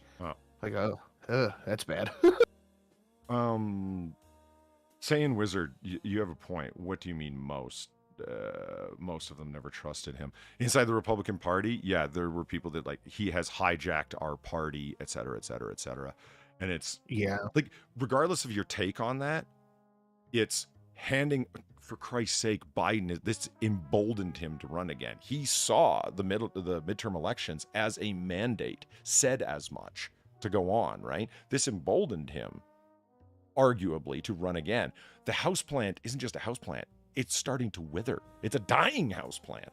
And that thing... Yeah, it's falling asleep on TV. Yeah, and this motherfucker's has a high chance of getting reelected again just because this guy decided to run again. And it's like, Trump, why don't you hang back and be kingmaker, man? Run some super PACs and shit. Fund strong candidates. It's exactly what happened in... Pennsylvania. Fetterman won not because he's a good candidate, but because the other option was fucking Dr. Oz. Yeah, absolutely. Like I said, fund strong candidates. That's what I meant by that. Don't let them fund another Dr. Oz. So, hey, listen, I feel really bad for people that have had brain injuries and physical conditions, but not to run for public fucking office or to defend you in a criminal trial or to handle your finances. Come on. Exactly. You don't hire an armless nanny. Think about it. That'd be bad. That'd be interesting. And you're right on the nightmare scenario. It's just going to split the Republican Party because a lot of people still do like Trump, but a lot more don't. And there's a ton of people, and I kind of caught this just yesterday when I announced it. There's a ton of people who go, well, Trump still stumps for the vaccine, so I can't in good conscience vote for that. Yeah. Drunkle, I'm actually interested in a general outsider's thought. You can't be wrong. What do you think? Trump running again, bad for America, good for America? It was inevitable. Sure. I think the man is mostly ego. He didn't like losing. He was always going to come back as well. Does he know that the majority of the Republican Party don't like him? Probably not. Is he going to win? Probably not. As Sinatra was just saying, well, as you were saying as well, it's basically just handing the victory to the Democrats. It would have been a lot better to put a much stronger candidate forward that is, looking more towards unification of the Republican Party as opposed to dividing it. It's going to be 4 more years Biden, which is not good for America. I mean, I said this on Reddit earlier on because I got my account back amazingly, right? And fucking every time it was something about Biden and someone said, they just went, oh yeah, this guy's fucking falling asleep during his interviews and shit like that. Like, what's wrong with him? And then someone else just came in and went, oh, Trump was fucking. Kill myself. gets so fuck in there. you! It's just, I want to die! Someone else comes in and goes, "Yo, Trump was worse though," and I'm looking at it going like, why? Why is it you can't say anything bad about Biden without someone coming in and saying something bad about Trump as well? It's like you can think they're both kind of shit for the country. It's not like, you know, you are. It's not like you can go, "Hey, this one shits his pants, but at least he doesn't piss and shit his pants." Like, it's not the win that you think it is. Your two-party system's kind of fucked, and unfortunately, whenever you vote third party, a load of people just fucking shout at you and say, well, that's a wasted vote. yeah. But, Yeah. I mean, if this is the options that you have, then how is that a wasted vote? But that's the you problem know? with splitting votes, especially when you go primaries, because if things end up like really close in a fucking primary, Trump squeaks through all of the never Trump people, and they will reemerge again. Things won't be good. Donkey Punch Bandit, thank you for the $5. If you ever feel stupid, just remember that, even without the rhetoric, Pennsylvania elected a literal dead guy on top of Fetterman. Yeah, Yeah, that's true. I And two other It's a thoughts sign about of the Trump, real thing. quick. all right, real quick. He was lied to by everybody and did literally nothing about it. Like, he got lied to, as Zach brings up, by his own chief of staff about Syria. Yes, He was lied to about that, and he never did anything. That's treason. and had his own chairman of the Joint Chiefs of Staff talking behind his back against his particular foreign policy and military disposition. Wow, that's when you ask for somebody's, like, sir, I'll have your resignation. I don't want to destroy your military career, but I'm commander in chief. You should understand the chain of command, and you just fucked up in a way that after that point, you decades in, you should fucking well know better. I would like to think that anyone who's a veteran, because I don't have any time in, but yeah, when you, that's not going over someone's head. That's assuming somebody, your commanding officer's authority. That's crazy town. Yeah, it is. It's terrible. But he never did anything about it. Like, Yeah, he he kept didn't. Yeah. everybody there. And as we've talked about before, this is the same guy who left how many offices unfilled for years in the federal government that he, as commander-in-chief, he, as the chief executive, had to fill, and didn't clean house, as he absolutely should have, and damn well knew that he had to, because he said it. There's so many people here that are working against me. Yeah, fucking fire them. Every other fucking president did. About something, do it. Obama was Bloody Monday after Bloody Monday. I can list them off in terms of the amount of fucking times that people showed up on Monday to have pink slips sitting on their desk. Why? You're from the previous administration, George W. Bush. You got to go. I need people that are in line with my policy objectives. Yeah, Trump, it's not a business where people feel pressure or whatever your reasoning was, but there was lots of shit you didn't do, and I don't want to see it happen again, you know. But we should move on. Holy fuck, we're running. Yeah. Really, crazy what late. you want is, unfortunately, like, no matter who it is, no matter what fucking party they're in, they don't really do anything apart from at the end of every 2 years when, you know, like midterms, for instance, ever so recently. So Biden actually started doing things. He just sat on his ass for the rest of the time, didn't actually do a goddamn thing. And it's like, you know, you want... If you're a teacher, you want a student who studies all year round, not just the night before the exam. Exactly. And that's what was going on here. It wasn't for the good of America. It was for the good of him keeping his job. 30 of the time. Oh, wait, you shot me! Krill, thank you for the 750. Vet here. Miley should have been busted to private, stripped of all benefits, and spent the rest of his life in Leavenworth. Jesus Christ, full on Leavenworth. I agree. Huh? I agree At the completely. minimum, he ends it off. And it's like, okay, so I did have that right. Okay. And I pay for your food, you brittle-boned fuck. And Valine off in chat, same kind of idea. Insubordination is one of the easiest charges to draw up. Okay, good. I'm glad that it seems as severe to me as it does to people who have time in. Like, yeah, this But is... he never did it. Yeah. And this isn't at like the captain, corporal, etc. level. This is at commander, the Joint Chiefs of Staff, president level, for fuck's sake. The Republicans need to not run just another guy who's just going to be mean to the other old guy. They need to run a strong candidate, not a candidate that looks good in comparison to Biden.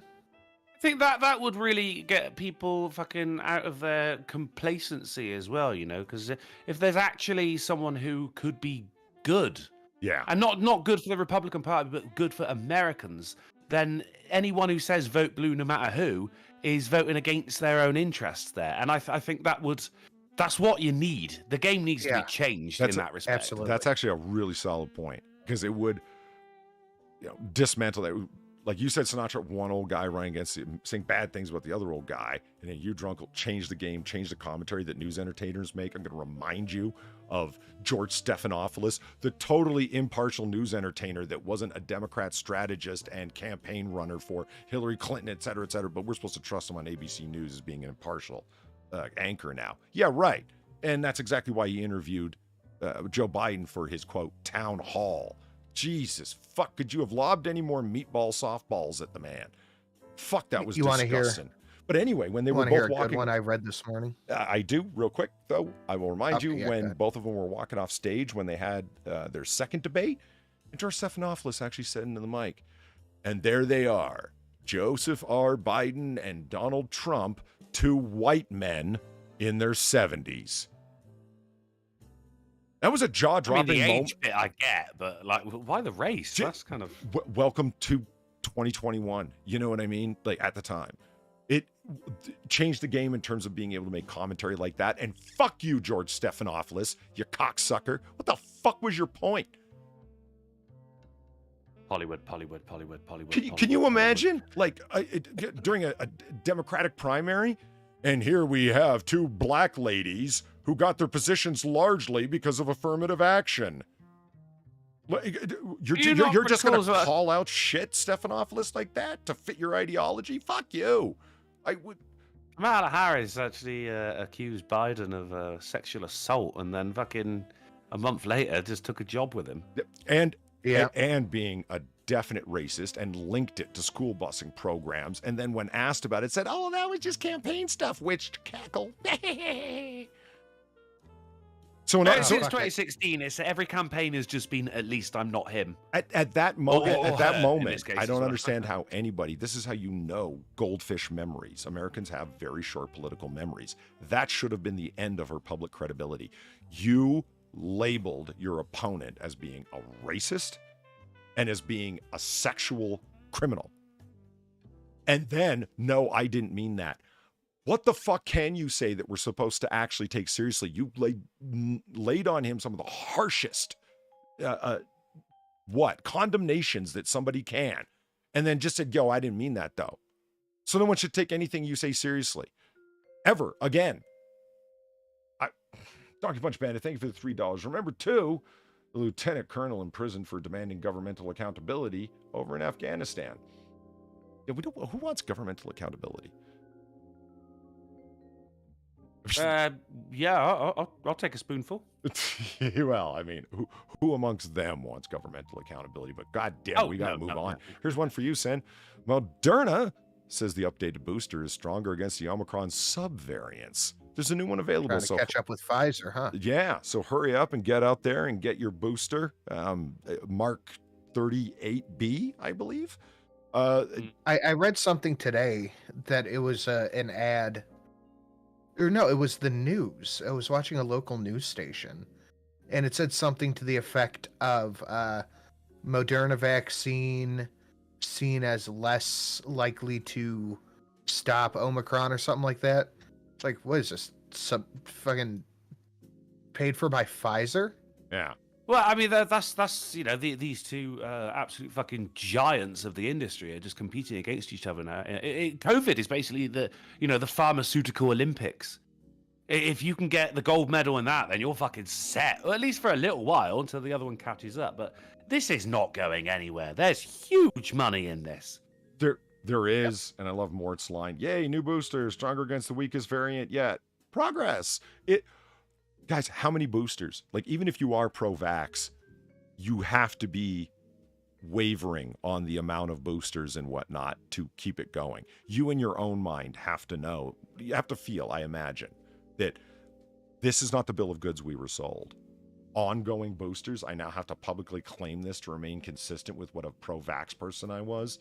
You got to feel some kind of way about that if you're rational. I know they do. I think it's more people not wanting to admit they were wrong.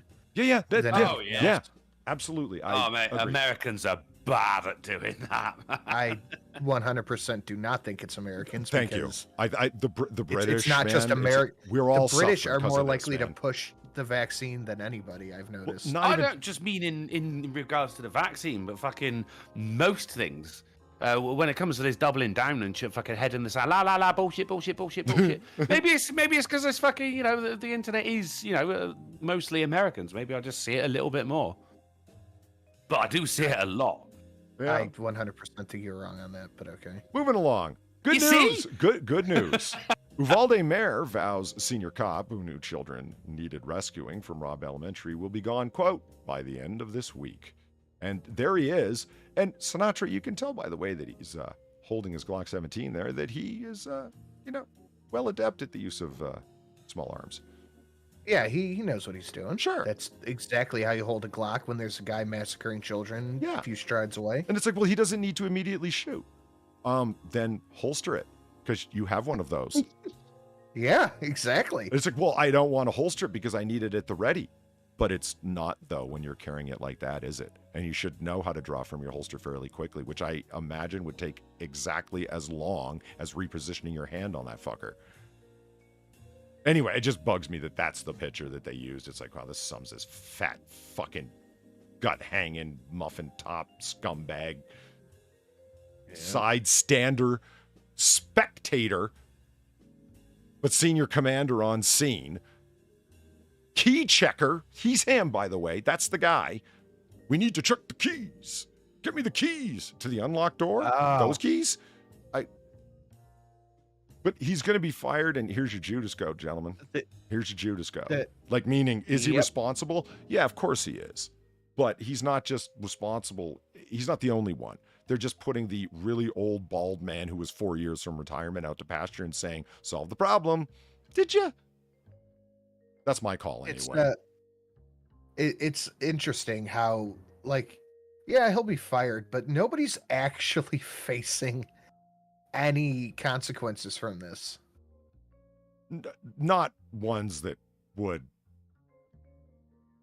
produce a consequence mindset, if you know what I mean, a moral jeopardy of or a consequence jeopardy where, yeah, we need to act in line with the role and a massive breadth of authorities that we have been entrusted with.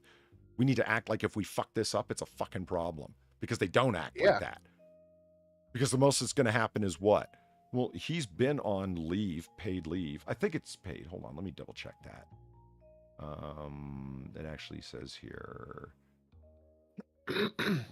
We live in a consequence-free culture if you're of the right vocation or hold the right office. Yeah, I actually don't know if it was paid or not, but you are not. I was just supposed to say, no, Sinatra, we totally did. And then you added on the second part. Yeah, if you hold the right job, the right position, have the right friends, or more importantly, say the right things. And it's a Western thing. Americans don't beat up on yourselves. It's a Western thing. It's disgusting. Look at Justin Trudeau. Look at the debt that he has risen up for Canada. Look at the blackface. As long as he calls everyone else a racist, he's still fine. As long as he calls himself a feminist, he's still fine. Can violate all of the fucking norms. Can actually attack somebody on the floor of Canadian Parliament when he grabbed somebody and pulled them out of the way. He just goes, oh, well, I'm sorry. You physically assaulted another member of your government. But he said, I'm sorry 1,000 times, so it's okay. The list of that man's things where if he was a conservative, it would have been the end of his life, politically. But no. He's pretty and he wears fun socks, and so it's fine. I mean, I will make it nation-based in this case. How ugly does American news get? Pretty goddamn ugly. Look at the difference between MSNBC and Fox and God damn it, where that shit gets taken online. It's crazy, but at least it's in private hands. What happens when you have state-funded media like you have in Canada? Right. Nary a discouraging word is heard. Well, NPR is state funded, and I saw a thing from them. I True. think they deleted it True. because I can't find it now. And it said something like Donald Trump, who incited a deadly riot after denying the election results, has announced another bid for presidency. I read that Holy headline. shit. Yeah.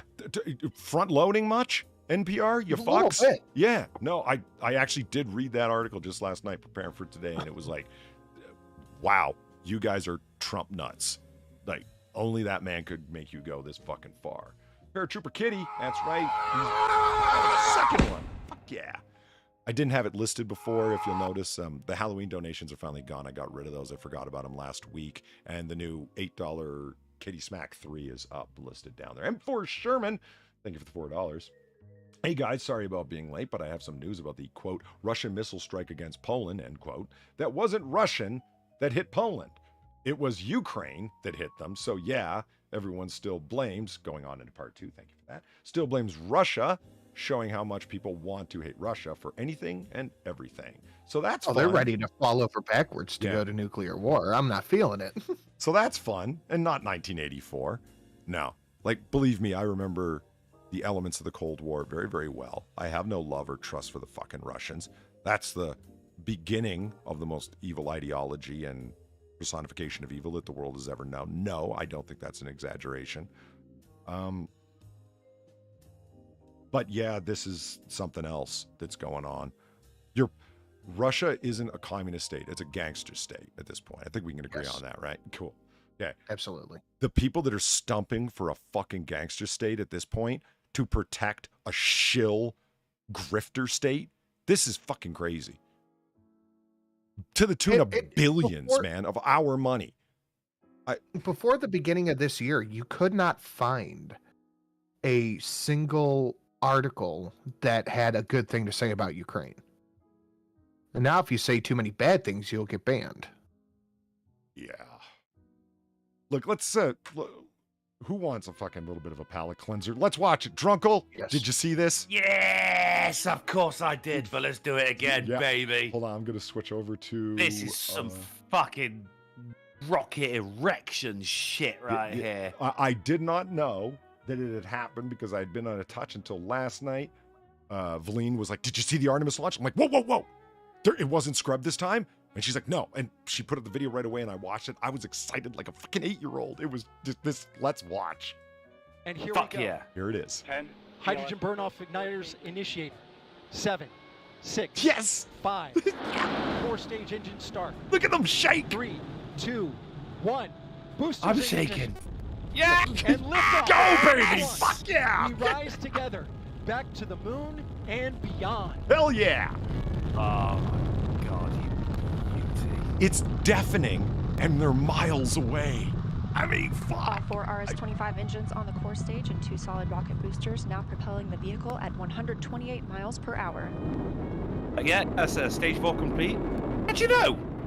Harry, good control on Bright the as fuck, to mate. Mission Control Houston, all good calls so far. Now 30 seconds into the flight of Artemis 1. First milestone. Look at that coming off of it, mate. Oh, That's just pure the greatest power. period of atmospheric force on the rocket.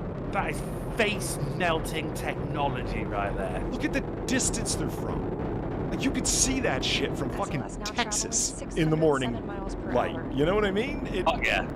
Solid state boosters, mate, are not to be trifled with. You're looking at 8.8 Look. Oh, shit. There we go. pounds of maximum thrust. Quiet here. It's lighting up the sky. Fuck, that's amazing. Like I was joking last night. You know, the North Koreans were watching this and going, so it's going to, like, go off course and land in the ocean? It's like, no, that only happens on occasion. Wait, that doesn't happen with every launch they do? No, it's No, that considered generally as- happens to you, Yeah. North Korea. It's considered a disaster when it happens to them, dear leader. Well, what the hell? Well, we're technologically inept, sir. Engines are back at maximum thrust. Oh, fuck me. Look at that. And I The just next major milestone. I'm waiting for the solid booster separation. Cut off and jettison at about 2 Yeah, minutes because it happens and with 11 such seconds into the perfection. flight, It so just about 30 seconds from now. I mean, like, any other time, this would be fucking terrifying. wouldn't it? Seeing that in the sky, you'd be like, oh my god, no! I agree with Ham Beans. He says, glad to know NASA of 2022 has caught up with NASA of the 60s. I hear you.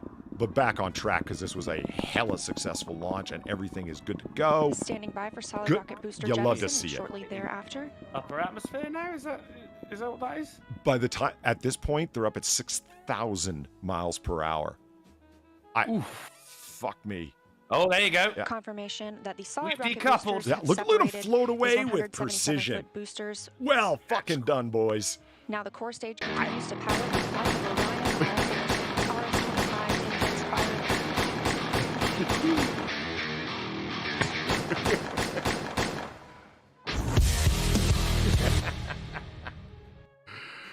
Boom! Thank you, Akira, for the $21. Very generous. Oh my God! It's going too far! No, it was aimed perfectly. And with precision. That, like, Yeah. to be that guy as well, just like upon launch, and he says, and yeah, off to the moon and beyond. Like, he must have been up all night, like, fucking rehearsing in front of his wife. Like, is this too much? Is it not enough? Should I say something more? I would have been all night. I love this. But that's the moon, and they're trying to get the rocket in frame, as Valine pointed out to me. And it's like, yeah, you see this little tiny dot, and the big old ass Luna. No, it's not. You're ruining it with your fucking Latin. I am not. I'm being proper. Oh, come on, show it. Show the little dot that is the rocket. So it's fantastic. And yeah, I mean, somebody was asking, they're like, so they're going to the moon? No, they're not going to the moon. They're going like round the moon, but they're demonstrating to the moon. Yeah, it is. It is. I totally agree. That is the function of this, the purpose rather of this Artemis test, to test it works effectively. We got this down. We know when and how long, and we're able to pull in data that we're going to be going. There it is. Look at that. Oh, no. Look at that. Isn't that fantastic? See that little dot down there? That's the rocket. That's you. Yeah, going. That's you, Artemis. At this point, going some 9,000 miles per hour, and there's the fucking moon off in the distance. Love to see it. Love to see it. Okay, now on to another. I feel fulfilled. Yeah, so do I. It was very satisfying, man. Something else for a white pill. Who's excited? Yes. I'm excited, man. Have you watched the trailer? It's sick. Yes. Did you see the trailer for Violent Night? No. Polly, right now, put that in your search engine to look at after the show. Actually, I'm gonna do that. Let me just. Oh no, wait. This can go there. No, that can stay there. Yeah. Violent Night, you say? Yeah. Holy night. It's got the guy from Stranger Things, the big guy, and basically the premise is, John Leguizamo is a mob boss, and they're trying to kill somebody, and the house that they're trying to kill in, the kid wishes that Santa was real, and Santa's like some John Wick motherfucker. Oh, nice. Now I haven't seen it, but now I'm cluing in because somebody was talking about this, and I'm like, I flash back to Scrooged with Bill Murray, when we had like Lee Majors coming in to save Santa with the fucking minigun. Remember the fake movie in the movie? And I was like, they're doing that for real now? Yes! Santa opens up the fucking armory chest and starts handing out fucking M4s to all the elves. Love to see it. Yeah, I'm super excited. All right, let's talk about this. Have I already talked about this? I don't think I have. I can't remember.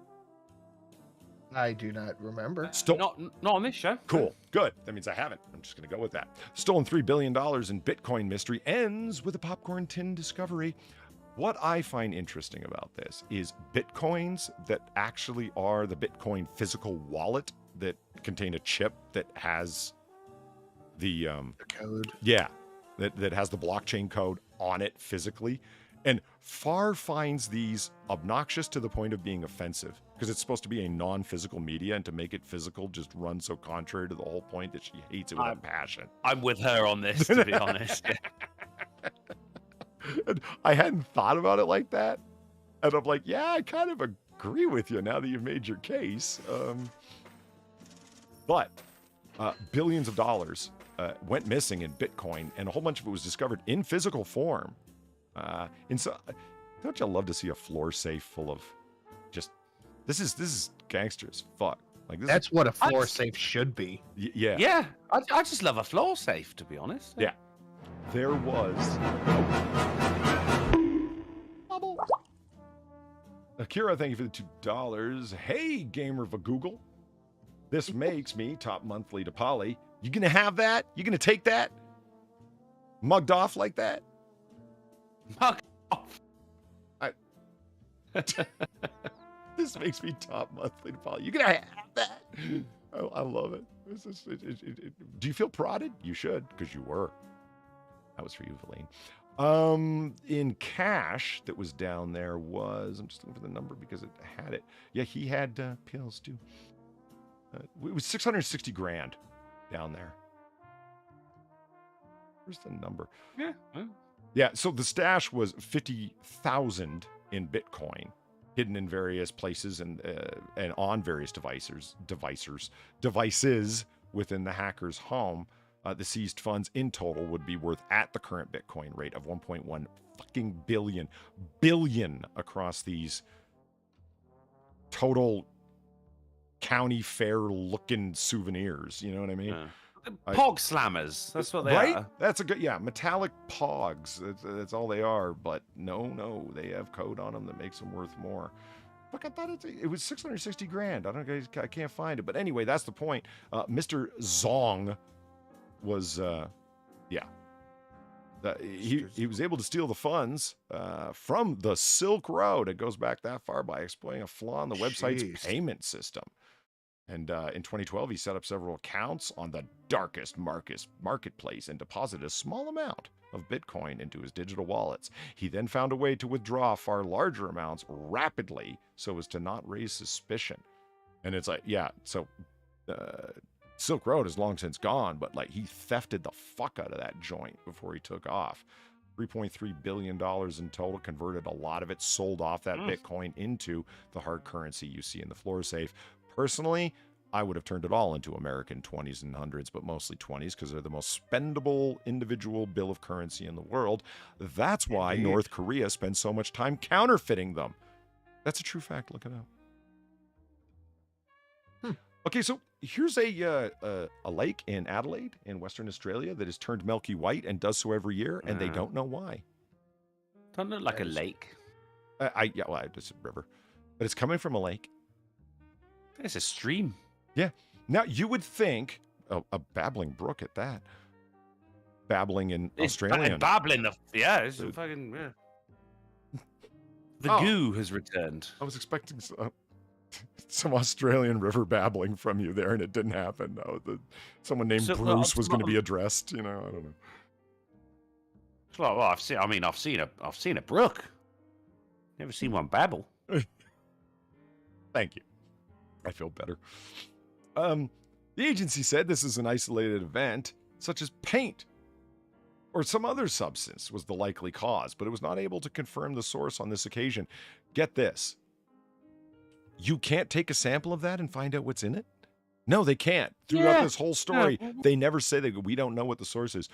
A source like paint, but it happens every year, so someone's dumping paint in the same... It's just the same guy. It's like, it's paint dumping weekend, boys. And now, it's paint or some other substance. So they basically just went, it could be anything. And so totally not standing in front of a green screen, gray-haired science guy is just there to say, we have no idea what the fuck this is. So what good are you? Why do you work for their fucking environmental protection services? Like, we don't even know. That's the whole story. We have no idea. Like, this is a brown milkshake creek is what the locals call it. And they can't tell you why. And it ain't mud because it doesn't float to the bottom like sediment, dissolved sediment would in a normal, fast-flowing, muddy river. It ain't mud. Ain't chocolate either. No. And do they know what it is? No. You should all be fucking fired, honestly. You don't think labs are at a level where they can, boil off the water? Okay, what's left in that beaker now, guys? You're chemists. Freedom. Anything. Pick it up. Smell it. Anything. Yeah. AAA librarian, thank you for the $1. Pog slammers, noun. Someone who locks away physical examples of cryptocurrency. Quote, Polly claims to be from the Prohibition era, but I saw a lot of bitcoins in that Pog slammer's desk the other day. Well, I don't want to get caught like this guy. I want my shit hidden in the past. Go look for it there. No one will know what to find. Huh? You do remember that a Pog slammer was a real thing? Yeah. Like yes. People who... No, it was the slammer was, for the actual game of Pogs. Right. You would both have a slammer, which you just like launched at the fucking Pogs, and whichever ones flipped around went into your pile. But it was like a plastic disc. You get metal ones, but they would damage the Pog. They were. Oh, I didn't know that. Allowed in my school. Huh. Okay, so I'm gonna have to get really selective because we're running like crazy over time here. So here's a fun one, just for fun. A 900-page pre-Pantone guide to color from 1692. Complete digital scan now available. It's a Dutch book. Wow, there was like 10 colors back then. What the fuck? But no, there's more pages. So back in 1692, painted with pigments and watercolors. Here's all there you go, black and white. Now we're talking. Here's all the various shades, and this is what they conform to. I don't know. I just get a kick out of the idea that you went through all this trouble at that time to produce this very difficult book, all hand-painted squares, swatches, to be, this is what the color actually is. Morning Mint, number 35A. Morning Mint? Yes. Peach Sandalwood, like that's 57.6. Mint. This is... Yeah. I was telling people about After 8. See, we don't know about them here because it's a British thing. Oh, is it? I didn't know that. Yeah. After 8s are fucking wonderful. I got them down at the British store one year, like 4 years back, and I was like, this is the most delicious mint chocolate I have ever had. They are, yeah. Mm-hmm. We don't have them here regularly. You got it. So, next care package you send to your home. I'm writing it down now, mate. Yeah. Send them a box. Do you like mint chocolate, Sinatra? Not really. Oh. Yeah, don't do it. Deleted. Send it to me then. Send it to me. He's just going to throw it out like the Branston pickle. It's sending you shit. No, you want to send it to me. You don't send me anything. Send me a gun, for fuck's sake. I'm not sending you a fucking gun. I'll send you a picture of a gun. Illegal. Yeah. I just want to join the conversations you guys have. That would be illegal. Very. You could go buy suppressors without having to register it with the government. You get off our dick, all right? I could send you a Kinder Egg, then I'd get in trouble. We could send you a Kinder Egg. Can't have Kinder Eggs, can you? We have Kinder Eggs. You allowed them now, eh? Oh, that's nice. Progress. I mean, there's warning Thanks, labels on them about kids not swallowing shit, but they exist. What are you going to do now, Drunkle? That's been your one thing. Yeah, I just got to go back to school shootings, I guess. Yeah. Well, like you guys always do. I mean, you can find them. It's like those strange places you can still find Coke 2s. I found them. I was walked into like a bodega and back in the cooler. When I went back there to get a soda, I was like, holy shit, it's a Coke 2. Like Coke Roman numeral 2. I'm like, that shit still exists? Or is this like really, really old stock this fucker just put in here? I don't know. Mort says you guys don't have clipper lighter. You don't have clipper lighters? Yeah, I don't know what that is. Oh, I'm right here.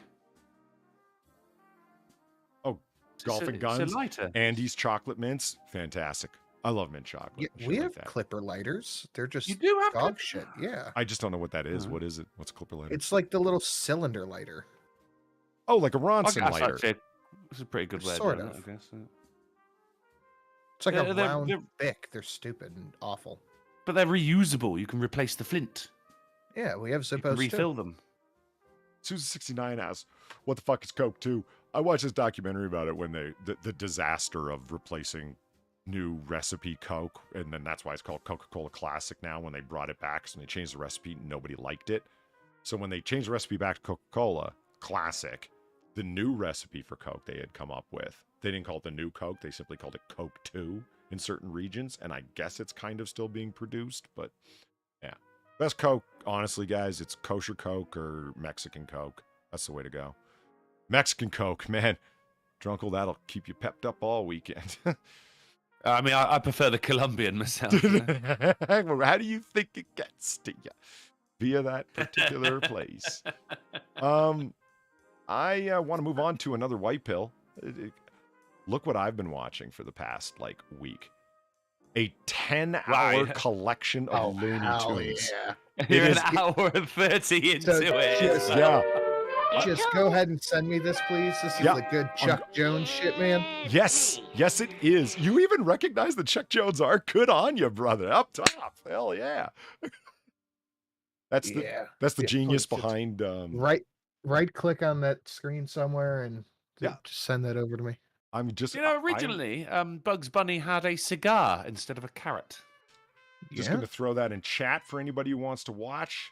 10 plus hours, and they're all weird, out of date, like Merry Melodies and Looney Tunes black and white stuff. It's a crazy mixed bag of old school Looney Tunes. So much fun.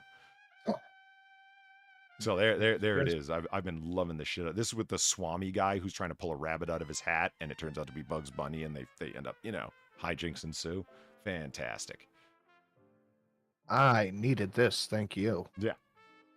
And Pinky's right. This channel in general, classic comedy channel, great shit. That this 10-hour collection was fuck yeah.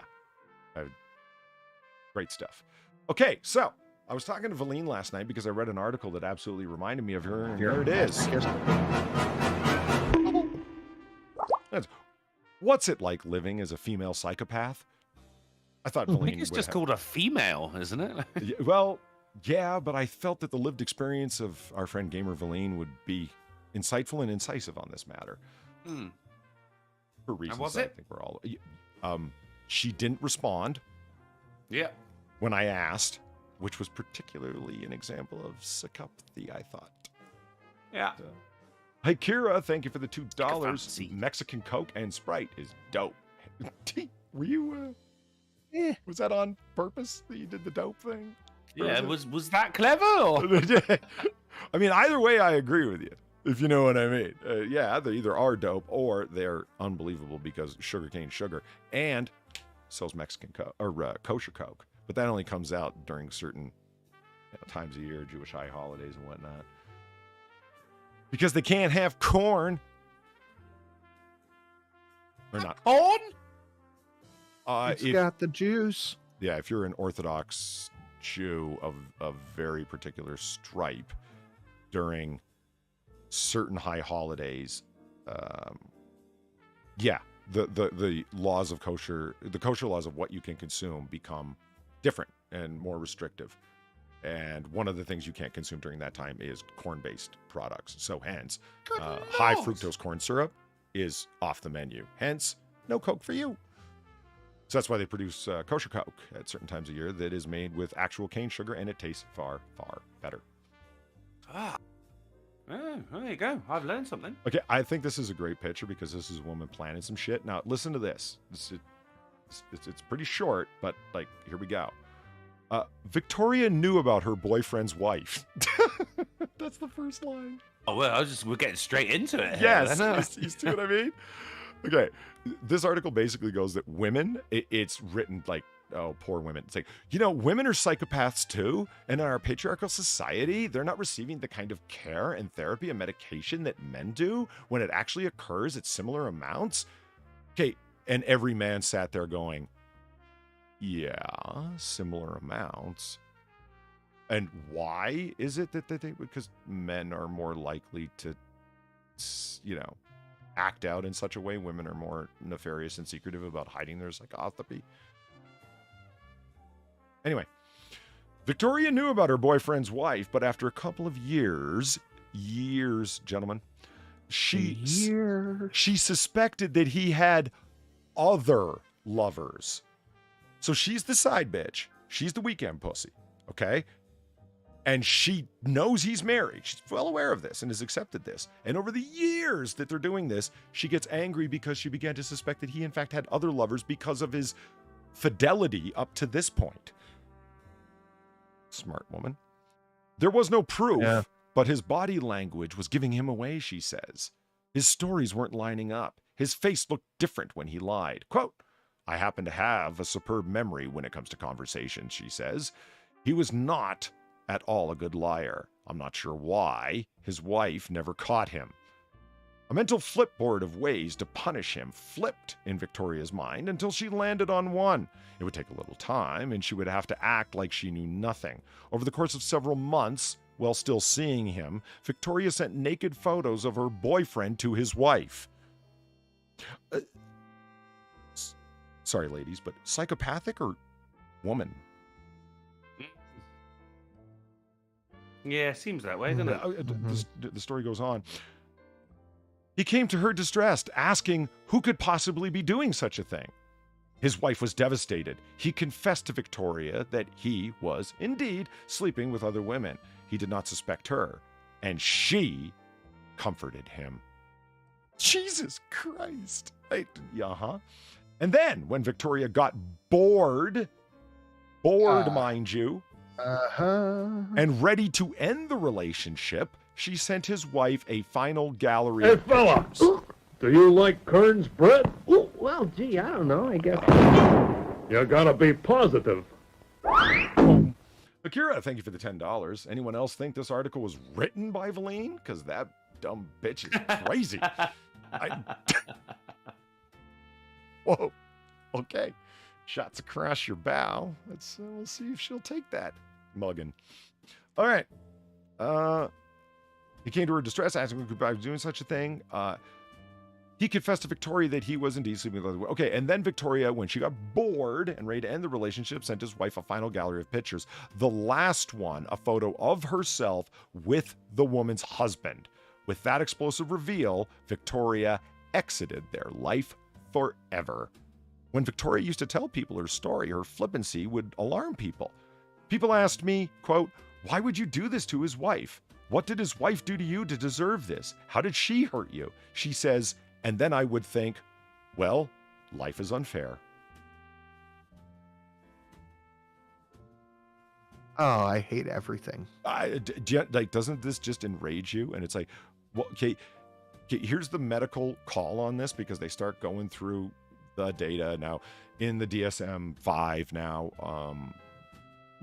Being a psychopath is not an actual designation. You're right. It's an access to disorder. It falls under antisocial personality disorder of one particular stripe. It's a collection of behaviors rather than a particular diagnosis. So they go through the whole thing, but what they come out with, the point in this data here is that, yeah, it happens in common enough amounts between men and women. It just presents differently. So this kind of crazy ass shit that you hear, stories like this, yeah, you can legitimately and honestly say, I think that bitch is a psycho. And you would be correct. Like, if she happens, like, because this is how psychopathy occurs amongst women, with callous ass, dedicated, amoral, self-involved, incessantly self-regarding shit like this. So we say, don't stick your dick in crazy. Don't stick your dick in a psychopath, because she's not just a cold woman that was hell hath no fury like a woman spurned. Hell hath no fury like a fucking psychopath. There's a good chance she lived. Hell hath no fury like a woman. And also, probably don't cheat on your wife. Yeah, don't do that either.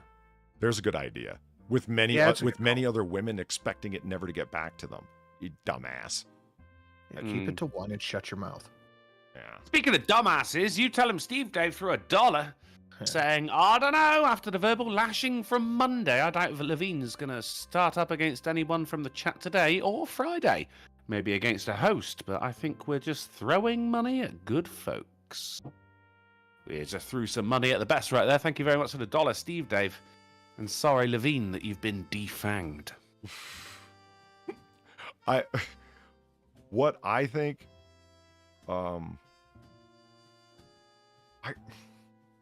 why didn't you just leave? You were dating a married man. Where did you think it was going to go? Well, that was part of the psychopathy. Never say both words, right? That's what I go for. Yeah. That's an example of it. You're not thinking that far. It's the incessant self-regard with no moral structure to surround it, and inherent trait. If to read the DSM-5 and for access to personality disorders, you'll see it. How are you going to get into a relationship with this guy and then suddenly feel angry that he's cheating? He's currently cheating. That's how you know him. Remember? But they don't make these connections because it's self-regard. right? As soon as it's not regarding you, you're going to start to get angry because it doesn't benefit you. And the ethics that might fit into that someone else might think about don't occur to these people. Literally, do not. I mean, it wasn't exactly a deal breaker for her in the beginning, was it? Like, yeah, well, and look, that's what I'm saying. And look how she can shut it off. When she got bored, oh, well, it's time to just, blow the whole fucking thing up. Why? Why didn't you just leave a long time before? Get them both out of your life. No, I have to throw a hand grenade in the room before I walk out. Why? You should have walked out a long time ago where you weren't that invested in feeling a need for fucking revenge because you had been so personally affronted. That's my call. Sin? I think I have a long-term girlfriend out there listening to this, so I should probably be quiet. Yeah, I mean, that's the difference, though. Like, Shelley would actually murder you if you cheated on her. Yeah. Yeah. I mean, like, I'm not even exaggerating. She would actually kill you dead. Probably. Yeah, but that's not a psycho woman, a woman who's a psychopath. That's just a woman really angry that you cheated. Like, you know what I mean? That's a different thing. So I think technically that would get counted as suicide on Sinatra's part right there. It might. Sinatra's the one who needs to be diagnosed for self-destructive behavior. Sinatra's the goodest boy. Current world population clock. There it goes. Damn, I thought COVID killed everybody. Yeah. Now, this is, of course, by estimates for, births per year and then the death rate and then so on and so forth. And then, therefore, there's the arrived at number. Now, what's interesting is when you scroll down on the world population clock, you see the countries and their population. The 20 largest countries by population. Oh, look at that. China and India. Now, do you think they're having an impact on the global climate at all? Do you think they should maybe be a focus of the UN initiatives on these matters? No. There's the United States. Look at that. 335 versus 1.4 billion and 1.41 billion and 1.45 billion. Yeah, let's talk about America all the time. You know what? I believe in American exceptionalism. I do, as a key core concept. Because we are exceptional. Yes, but there are times when American exceptionalism is not applicable. And one of the places where it's not applicable is, even though we have a population that's much smaller than theirs, we should totally navel gaze and blame ourselves for everything. We were the worst slave owners in history. No, that would be the Muslim world. Because they have been practicing slavery for... Past tense. Would, yeah. Why are you talking shit about the UK? Currently, as in present tense. Well, a 1,400-year African slave trade. What does that matter compared to what America did? Do you know what I mean? There's times where we shouldn't see ourselves as exceptional, ladies and gentlemen. There's times where it's are you fucking kidding me? I'm not owning this.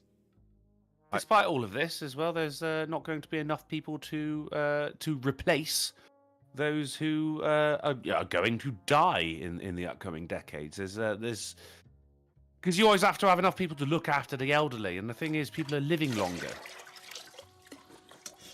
Yeah, that explains the part of the population explosion. Bing, bing, bing, bing, bing. And then there's also going to be like an absolute wave of deaths at some point as well. Like following like the baby boom following World War II. Mm-hmm. Load of people were born at the same time. There's going to be a load of people that die around about the same time as well. And it's just going to be like, bang! Thanos kind of did a half-ass snap of his fingers right there. Yeah. Game of Lean, thank you for the 850. I have too much self-worth to be a side hoe. However, I did answer you like 30 minutes after you sent the photo. Well, that explains why I didn't see it. Okay. I was on my phone and replied, every day is an adventure. Like calling your Reaper and... like calling Reaper hangry elf. Oh. Every day is an adventure is your response to what it's like to be a female psychopath. Oh. Well. Okay. Anyone notice what's going on around this certain time in history? You seen this? Right around the 1800s? Right, like the 1700s right here and the 1800s right here. Like things all of a sudden, like throughout world history, are kind of level and then all of a sudden start to rise rapidly. It's almost like when the British Empire spread, Roman methods of laws and agricultural methodologies to allow civilizations to spark and grow as theirs had? Because let's face it, the British are a small group, the Anglo-Saxons and Irish and Scottish are a small group of people on an island off the northwest of Europe. How is it that they came to have a global empire? Means methods and culture, my friends. Actually, I think you'll find the 1800s was around about the time that yoga pants were invented and people just started fucking more. Don't tell me that yoga pants are everyday comfy wear. You know what you're doing. I mean, I agree. Disgusting is what it is. Okay, look. It's actually not disgusting. What's disgusting is the protest. I'm not doing anything. Oh, shut up. You know what you're up to. Someone just tried to rob 3 Toronto banks in the span of 2 hours. And you know what? You're wrong. Wow. It was a 2-day bank spree, but he had been at it from before then even. It was 5 banks. 5 banks and 3 financial service companies between November 12th and November 14th. Y'all got it wrong. I was like, really? Who the fuck was pulling that shit off? A gentleman of no fixed address by the name of John Teano, 59, robbed 5 banks and 3 financial service companies. So he's on the go, man. He's on the move. Yeah, fucking hell. Yeah, let's do. Yeah. Criminal's gonna crim. In some of the instances, police say the suspect fled with a quantity of cash. It's so he robbed the bank. Thanks, cops. That's usually what bank robbers do, isn't it? Flee with a quantity of cash. The fact they got his name, though, suggests he was not successful. He got ratted out because they released CCTV footage and someone called in and said, that's that motherfucker that be sitting outside my house playing shit from his cardboard box. Should have stopped at 4. Yeah, that's probably what did it. Got greedy. Oh, I should have had this next to the world clock. A UN initiative will use satellites to detect methane emission hotspots for the sake of environmental protection.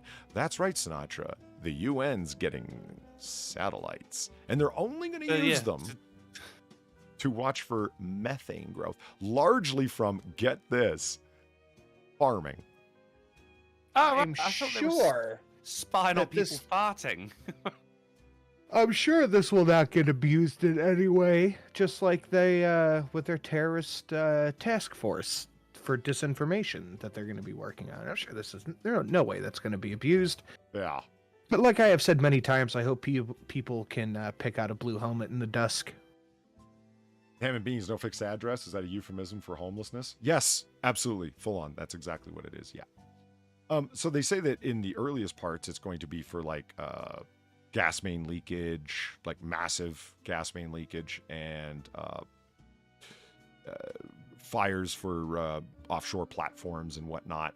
But ultimately, its goal is for, yeah, you guessed it, it's part of the COP27 conference on global warming and the 1.5 degrees Celsius of reduction that's going to need to happen because of the Paris Agreement that China and India, remember guys, China and India are exempt from. For fuck's sake. I mean, are you seeing a fucking pattern? You want to know how the West is cutting its own throat? This is one of the many ways. You also noticing, like, in those flames there's also like the outline of a tiny horse. There is. I was just about to say, I see a horse, and it's like, yeah. That's fucking cool. Pokemon, mate. Fuck. It's a fire elemental. Yeah. Hey, Sin. Yeah. Yeah, what? Velveeta martinis. I don't know how to feel about this. I didn't think you would. What the fuck is Velveeta? It's a crappy, baked, processed cheese, gooey, meant to be melted product. Yeah. No. Yeah. It's crappy, not cheese that's meant to be melted. I mean, even if it was like fucking real good cheese, Gouda cheese, that still, no, not in a fucking martini. No. Look at it falling in there, getting all cloudy and weird. Like, that's a bit gross. Lord. Bit? Yeah, it sure as fuck is. It's bad. This is all part of Kraft Heinz, the unified company, turns to gimmicks and nostalgia to revive its quote-unquote dusty brands. And one of the ways that they did this is think about drink recipes that you can use Velveeta for, like martinis. Okay, you guys need to fire whoever the fuck your marketing people are because they are failing you. This is not good. That does not look good. That's a big no for me. Okay, I was hoping maybe that you might go, well, I'll try it on my drink channel. You're not going to try this on your drink channel? You can get Velveeta. Yeah, I guess I will. I mean, just say that Kraft Heinz and this guy in particular who's in charge of these decisions, he looks like he's had a lot of experience with Velveeta from his 1, 2, 3 chins. What is it? Velveeta? V-E-L-V-E-T-A-M. More chins than the current population of China. Velveeta Nice. Martini from foodandwine.com. Do we have a recipe for it? No. Mac and Ollie, mate, we're going to have to bring this home, dude. Okay. I got the Twitch stream after this, otherwise I'm going to be up all fucking night. All right, we'll do a penultimate article and then the final one. Love it. Okay. Love it. Here we go. Penultimate article. Drummer 19 for Jersey Shore heavy metal band Hellfire dies after climbing into a dumpster and being compressed by recycling truck after a night out. Oh, no! That's a way to go. Yeah, this is Kellen Bischoff, 19 of Makawakawakikin, New Jersey. He was found dead at a total recycling facility in Pennsylvania. He was a drummer. They saw him on CCTV after a bender climbing drunkenly into the dumpster to pass out, and he passed the fuck out. Hours later, a garbage truck arrived at the location and emptied the dumpsters into the back of the vehicle, where it was then compressed. Oh, it's horrifying. And worst thing, it was a dumpster behind a Dollar Tree. Fuck. Could have tried. Veltini is Velveeta infused vodka, olive brine, vermouth. Damn, yo. I'll just drink the olive brine, I think. Ew. Oh, we're going to do one real quick. Second penultimate article. There's Utah's new flag. Okay. What do you think? Oh, nice. Is that a beehive? It's An got apiary? It's got a beehive on it and a little star. It's cute. Okay. The beehive I get. What's the star about? The star is an 8-pointed star representing the 8 indigenous tribes to Utah because, of course, they did. Oh, no shit. Yeah. You've actually had an answer. Okay, fair enough. Very good. Well, I read the article. You should try that one time, Drunkle. It's helpful. No. The beehive is embedded in a hexagon. The beehive symbolizing hard work and a nod to progress the task force involved in it said. The beehive is in a hexagon, a symbol of strength and unity. Behind the beehive is an 8-pointed star. The task force recognized the 8 indigenous tribes of Utah. And the star is also, according to the lieutenant governor of Utah, a symbol a lot of people who came to Utah, people who lived here before, the early pioneers and settlers who didn't have a written language nor the wheel and just sort of attacked each other and lived in small separate enclaves for centuries until the Mormons showed up. That's actually what it says. They're pretty based. So, like, come for the bees, stay for the hexagons. Yeah.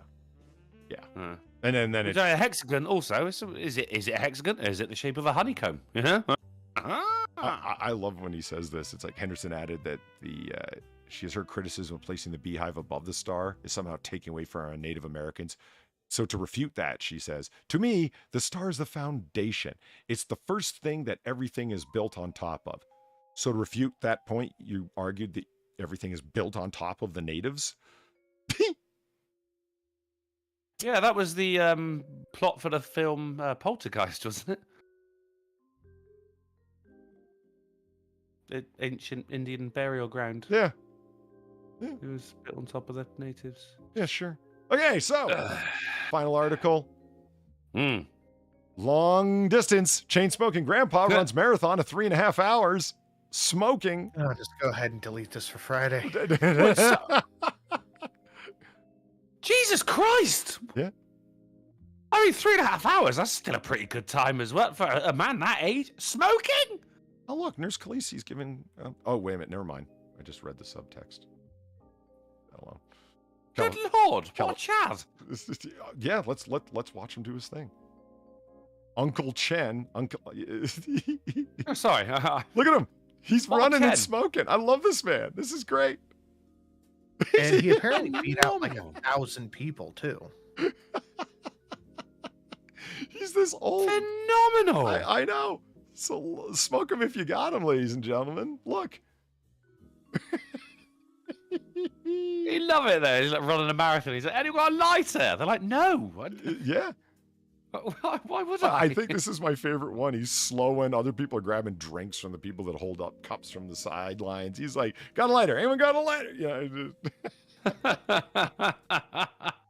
Smoked for a 3.5-hour marathon. Well done, buddy. Excellent work. You had a Grim Reaper in catching this motherfucker up. You know? He's been out running him for years. Mm. All right, since Drunkle's got to get off and go do the Twitch thing, certainly understand. So, Wednesday, sir. So I don't need to ask you what you're doing. You're going over to Twitch to game on Wednesday. Hell yeah, man! It's the replacement Jackbox Olympics round 3 from Sunday because of course I had some IRL shit, couldn't do it, and I was absolutely wiped out because of it on Monday, so I couldn't do it then. Couldn't do it Tuesday because of course of the phenomenal show Tucker Tuesday. So it is Wednesday over on twitch.tv/drunkleplays. Come along. Makes sense. What are you Compete.